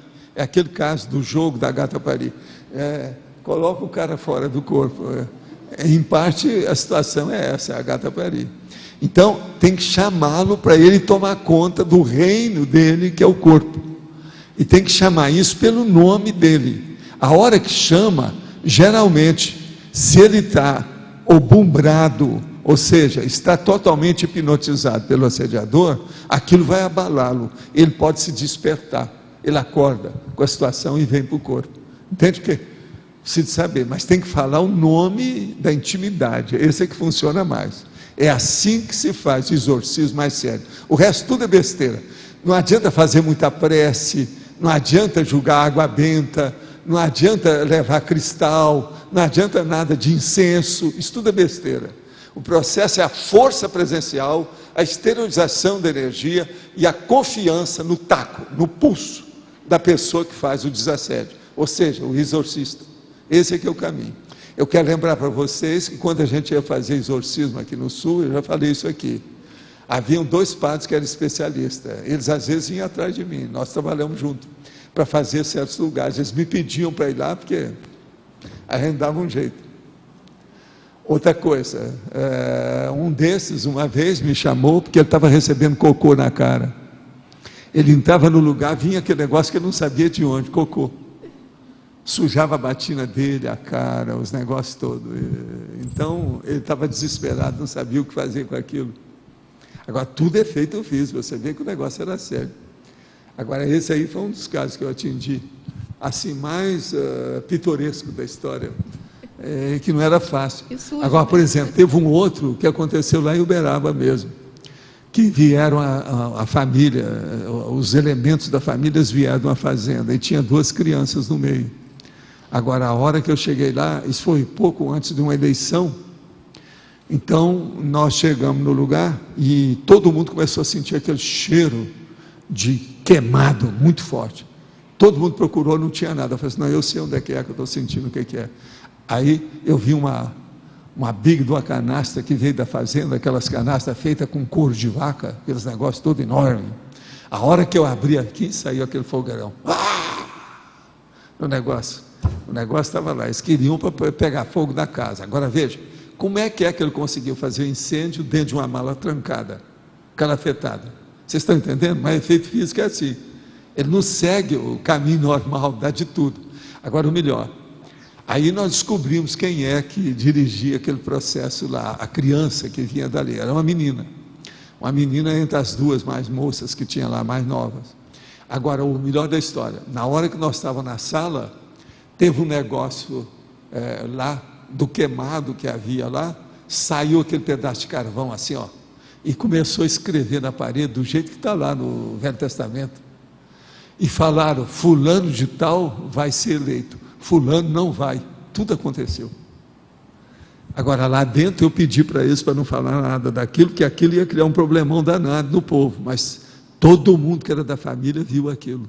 E outra coisa, a partir daquele dia não teve mais nada, as crianças melhoraram, mas o negócio ficou lá na parede, fulano vai ser eleito, o outro fulano não vai ser. Eles falaram antes da eleição.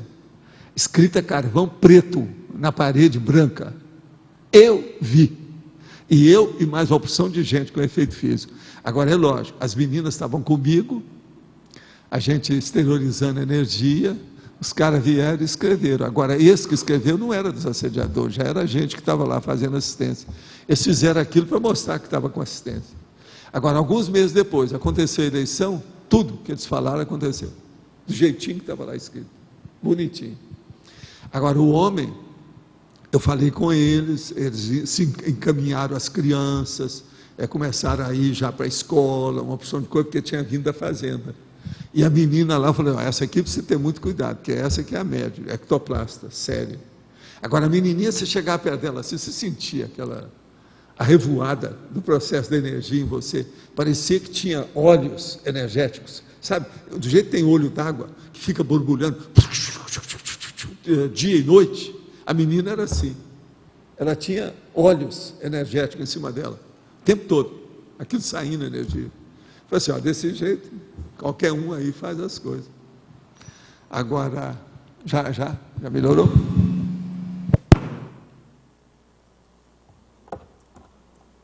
Quem é que está com o microfone? É você. Antes de perguntar aqui, eu queria saber do senhor. O senhor já foi, conhece o Museu do Vaticano? Que não. Tem vários... Vaticano eu nunca entrei lá. Eu não sou besta, não. Eu já saí muito fora do corpo. Para que é que eu vou perder tempo com esse lugar? Aquele seu amigo, o Henrique Agora, Rodrigues... já vi algumas igrejas atrapalhadas, inclusive aquela que eles foram nos mostrar na Espanha, que era das mais tradicionais, aquele negócio todo, a mais antiga, que eu cheguei lá e falei assim, vocês são loucos, o povo está tudo gritando aqui dentro, eles mataram um monte de gente dentro dessa igreja, não, porque... devia de fechar ou acabar com isso, fazer um jardim aqui. Porque aquele seu amigo Henrique Rodrigues, no curso que ele deu para a gente, ele mostrou até fotos que ele tirou meio que escondido. De vários casos desses que o senhor acabou de contar, da menina que escreveu na parede, e está tudo guardado nesse Museu do Vaticano. Então, tem, por exemplo, toalha... Tem muito fenômeno, mas veja... Toalha com a mão não tem fenômeno marcada, nenhum de amparador, é tudo de guia cego. É tudo de guia cego, é tudo de... Senão teria reformulado, eles iam chegar e falar assim, vamos acabar com o Vaticano e com a Igreja Católica. Aí seria um amparador. Não, eu sei que eles nunca vão fazer isso. Está entendendo? Só vem guia cego. Não, professor Valdo, eu sei que é de guia cego. Para dominar todo mundo. Agora veja, esse povo todo depois fica com a canga. Eles viram padre, ficam lá, etc. O que eu quero dizer é que todos eles sabem desses eventos. Sabem, mas sabe que isso é coisa do inferno, é Satanás. E eles são santos.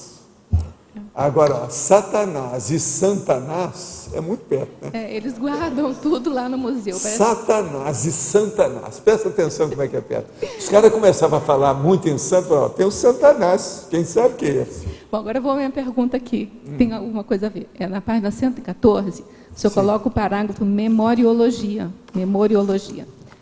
E aí eu vi aqui como é que os amparadores podem alterar a memória da pessoa. Vamos ler aqui para o povo entender. Assim também ocorre no contexto da memória. 2 pontos. Os amparadores extrafísicos lembram consigo o fato ou a ideia, no momento crítico da comunicação aos outros, que é a TARES, a tarefa do esclarecimento.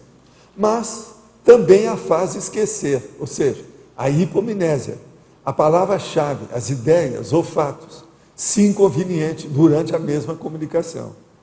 A consciência, quando desatenta, muitas vezes nem percebe. Falta do desconfiômetro. A inconveniência, quer dizer, ela não percebe a inconveniência, no ato de tocar naquele assunto, naquela circunstância. Mais tarde, com lucidez maior, a mesma se conscientiza quanto ao fato óbvio e agradece. Então, quando quer dizer, eles são capazes de bloquear uma parte da memória para fazer a pessoa só lembrar daquilo que interessa. Isso. Primeira coisa que eu queria saber é como primeira coisa que tem é o seguinte, fazem. deixa eu só te falar, que é bom a gente já falar e prevenir. Quando você está com uma situação dessa e não lembra de alguma coisa, não force a sua memória. Deixa acontecer do jeito que está. Agora, são 2 perguntas que eu tenho. Primeiro é saber assim, que os assediadores fazem também isso. O que diferencia uma coisa da outra é só a intenção ou eles têm técnicas diferentes? Não, as técnicas de assediador às vezes são até mais fáceis. Por quê? Eles dominam, eles fazem estupro evolutivo, eles fazem possessão, eles matam a pessoa, aquela que não interessa. Então é muito mais fácil de lidar com o povo. Então não é só a intenção, tem técnica diferenciada. Não, tem a técnica negativa, baratrosférica, a intenção é patológica. E ela está com liberdade de ação, já viu o que é que não dá. Então, religião nunca vai consertar nada. Mas é uma necessidade, é o meio termo que o povo precisa.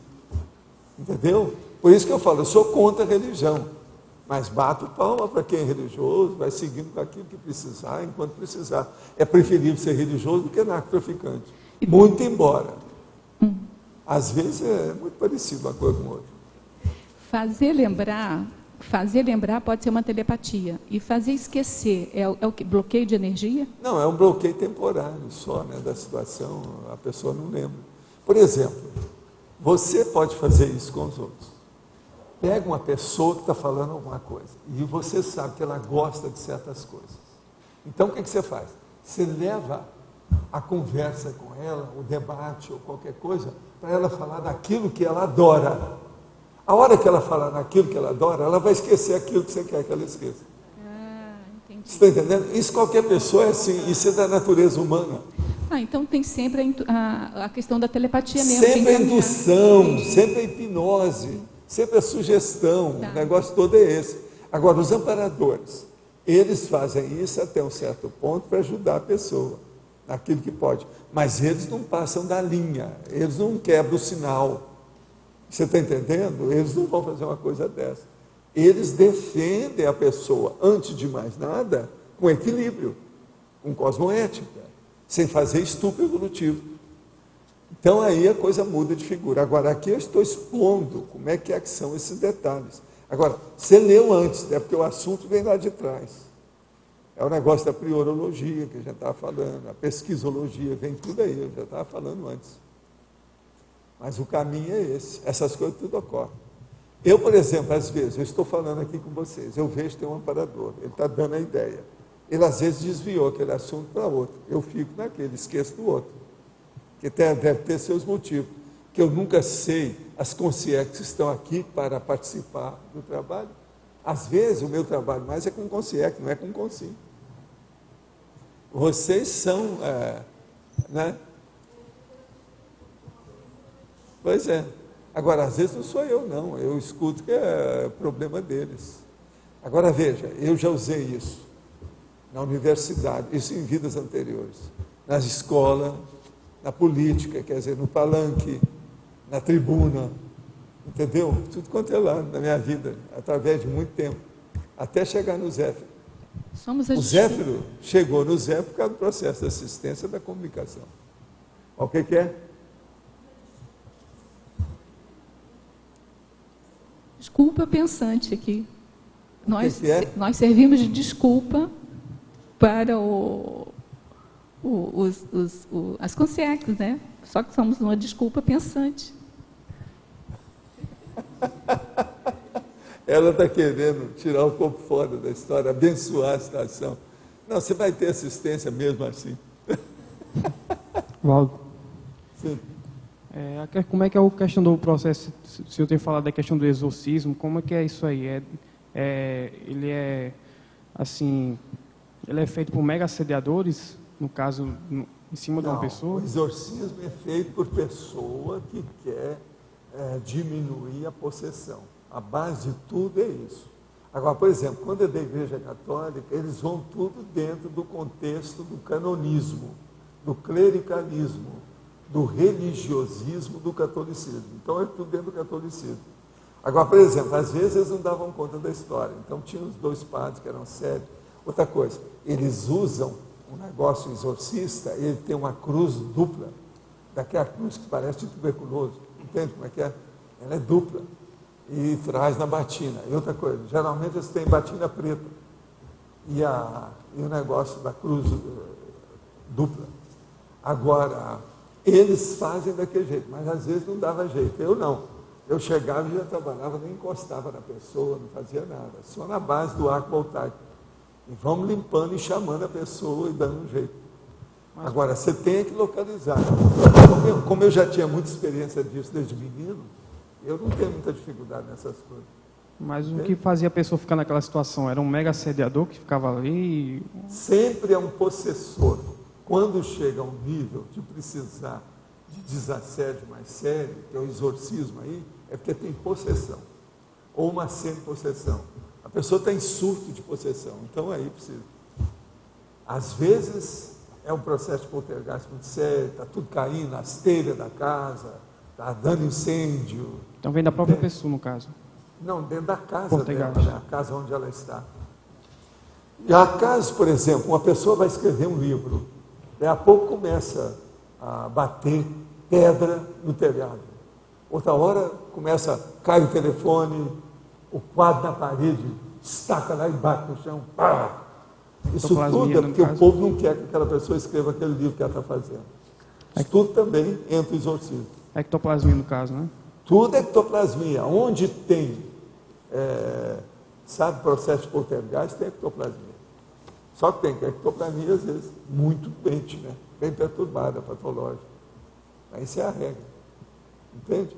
Exorcismo, desassédio, desobsessão, tudo isso, em tese, é mais ou menos a mesma coisa. O processo é o modus faciendi, o modus operandi. Como é que a pessoa funciona, de que jeito que é. Entende? Agora, nós não precisamos de nada desses rituais de igreja católica para fazer desassédio, não. Tem que saber mexer com a consciência. Processo de consciências, na hora. E ter força presencial. Mexer na psicosfera de energia da própria pessoa. Ter confiança no pulso, no seu tato, naquilo que você vai fazer. Uma pessoa que não tem gabarito, que ela não tem experiência dentro dessa área, não pode mexer com isso. Essas coisas só para quem tem competência. A pessoa que é vítima disso, ela tem uma questão de um parapsiquismo muito grande? Como é que é sensível a isso? Toda pessoa que é vítima de poltergeist tem parapsiquismo avançado, perturbado, patológico. E tem que ser exorcizada, no caso. É o quê? E tem que ser exorcizada, no caso. Tem que dar um jeito, ou ela mesmo se exorcismo, é o autodesassédio, tem que fazer alguma coisa, né? Tem que se mexer. Entende? Qualquer pessoa acontece isso, né? Qualquer pessoa acontece. Qualquer pessoa, porque todo mundo é médium, né? Todo mundo é sensitivo. Se desviar, se descambar, tudo pode dar, né? Pode virar um processo de assédio, de possessão, sem possessão, alguma coisa nesse sentido. Professor Valdo, pelo uso, pela prática que eu estou usando o arco voltaico, eu percebo que melhora a memória recente da pessoa. Então, a pergunta é a seguinte, eu até perguntei já ao professor Mário, mas não fica dependente a pessoa desse arco. Não interessa se fica. Não interessa. Vai assim mesmo. E pode até agora, repetir deixa eu só te toda explicar semana. como é que é isso, você entender que é melhor. Quando começa a bater pino e a memória está caindo, se isso acontece um dia, 2, 3, um mês, aquilo vai acumulando o problema da energia gravitante negativa na cabeça da pessoa. Na hora que você faz o arco voltaico, melhora ali temporariamente. Tem que voltar depois. E outra coisa, se é a primeira vez que vai fazer, tem que fazer em seguida. Às vezes no dia 3 vezes, no próximo dia 3 vezes. Em seguida, até limpar tudo. Você sente na hora do arco voltaico que aliviou. Porque a aquilo pessoa é como se tivesse furado o balão. Fica ótimo, né? E fica uma semana bem. Pois é, e aí, mas agora o problema é fazer todo dia. Todo dia. Quando é assim, o ideal é todo dia. Entende? Tá. Agora, você entendeu, a acumulação das energias negativas piora tudo. Acumulação da energia negativa. E ela, para ser retirada totalmente, precisa de fazer mais de uma sessão. Senão não adianta. Continuada, sempre. Com isso, a pessoa melhora mesmo. Às vezes fica novinha em folha. Agora, com o passar do tempo, você pode ver que às vezes não precisa fazer todo dia, pode ser dias alternados. E depois pode chegar num ponto, pode ser só uma vez na semana. Isso aí depende do que é, né? Que é perceptível a memória. E a pessoa fica bem. Não, e a memória é o seguinte, na questão do bloqueio das energias nos 2 hemisférios cerebrais, a memória se ressente muito disso, porque ela é esparramada no cérebro. É a opção de ligações. Nossos comerciais, por favor. Obrigada. As pontuações da tertúlia de hoje foram 59 assinaturas no livro de presença, 19 perguntas presenciais, 8 perguntas respondidas online e 16 votos online. Hoje vamos ter 3 recados: Eliana, acoplamentário; Verônica, sessão pipoca especial; Eduardo, amigos. A eleição do verbete para amanhã: anticonscienciologista, assunto mateológico, bem, benignidade, besteirou, bestialidade, consciência títere, eustresse, impessoalização. Olá, pessoal, boa tarde a todos. Estamos aqui retornando, então, para convidá-los para o próximo Acoplamentárium, que acontece nos dias 16, 17 e 18 de outubro. Os professores EPICONs serão o Leonardo Firmato e o professor Félix Wong. Então, todas as pessoas que estão em procedimento de desenvolvimento parapsíquico, querem aprimorar a técnica da SIN e da DESASSIN e também da clarividência, estaremos, então, discutindo e debatendo com isso a questão da interassistenciologia. Eles estarão desenvolvendo esse tema nesses 3 dias. Estão todos convidados, inclusive os teletertulianos, as pessoas de outras cidades. Nós já estamos recebendo vocês no CAEC e, obviamente, que a gente só pede para continuar não viajando, se, por exemplo, se você estiver resfriado, estiver com algum caso de gripe, mas nós já estamos recepcionando vocês aqui dentro do CAEC, podem vir e ligar se acaso se interessar, tá bem? Nosso telefone é o 045 3525 2652. Obrigada. Boa tarde a todos. Como a maioria de vocês já sabem, este final de semana vamos ter a inauguração do campus da OIC e a Semana da Saúde. E com esta ocasião, as ICs fizeram vários eventos para estar participando desta ocasião importante para a CCCI. A IEC está convidando a uma sessão pipoca especial com o filme Quase Deuses. O professor César pediu para repetir que esta sessão não será cobrada, não tem a taxa de R$5. E tivemos a ideia de convidar para que sim levem alguma coisinha, além da pipoca, para compartilhar entre todos, né? E como a IAC queria se fazer presente também esta inauguração do campus da OIC, vamos ter durante a sessão pipoca o sorteio de um laboratório que poderá ser usado na seguinte Semana da Saúde em Portugal e algumas outras coisinhas para que, além da convivência, desfrutemos um pouco juntos. Então, de novo, o filme é Quase Deuses e é uma oportunidade de convivência, mais do que nada. Então, se toda a CCCI puder fazer presente, a gente arruma cadeiras e desfruta juntos o filme. Pessoal, boa tarde a todos. A gente está aqui para divulgar a campanha do programa Amigos da Enciclopédia, To Be or Not To Be, que é aquela ideia, né, das pessoas que estão em dúvida em se tornar amigos da enciclopédia, perder a dúvida, né? Acabar com o dilema. E a nossa ideia aqui também é divulgar para vocês, né, o Holoserver, que é o site de pesquisas da Enciclopédia da Conscienciologia, que a pessoa pode acessar de qualquer parte do Brasil ou do mundo, sendo amigo da enciclopédia. Então você vai ter todo o acervo da holoteca à disposição na sua residência, tá? Você pode pesquisar quais são os livros, se você tem aquele livro na holoteca ou não, você faz a pesquisa de casa. E além disso, todo o conteúdo, tá, da Conscienciologia publicado pela Editares à disposição também no Holoserver. Bom, e a campanha, quem se inscrever ou quem já é amigo, tá, até o dia 31 de dezembro, vai concorrer a 3 laptops, tá? Um ECP1, um ECP2 e uma vaga para o curso acoplamentário, tá certo? Então é uma campanha bem forte, um incentivo bacana para quem aí não tem laptop, para quem está há tempo sem fazer um ECP1, um ECP2, um acoplamentário, para que a pessoa se inscreva, se torne amiga da enciclopédia, tenha acesso ao Holoserver e ainda por cima ganhe um brinde aí, sujeito a ganhar um prêmio por dar esse apoio aí, por estar junto com a gente nesse trabalho, tá bom? Então, lembrando, a campanha envolve todos os amigos, tá? Não é só para quem se inscreve, é para quem já é amigo, porém, o sorteio vai ser dia 31 de dezembro. Então, o vencimento da inscrição tem que ser depois do dia 31 de dezembro. Tá ok? Obrigado. Só para complementar, algumas pessoas estavam com dúvidas, a sessão pipoca especial será no discernimento. O verbete vencedor para amanhã é benignidade, com 16 votos. Obrigada e boa tarde a todos.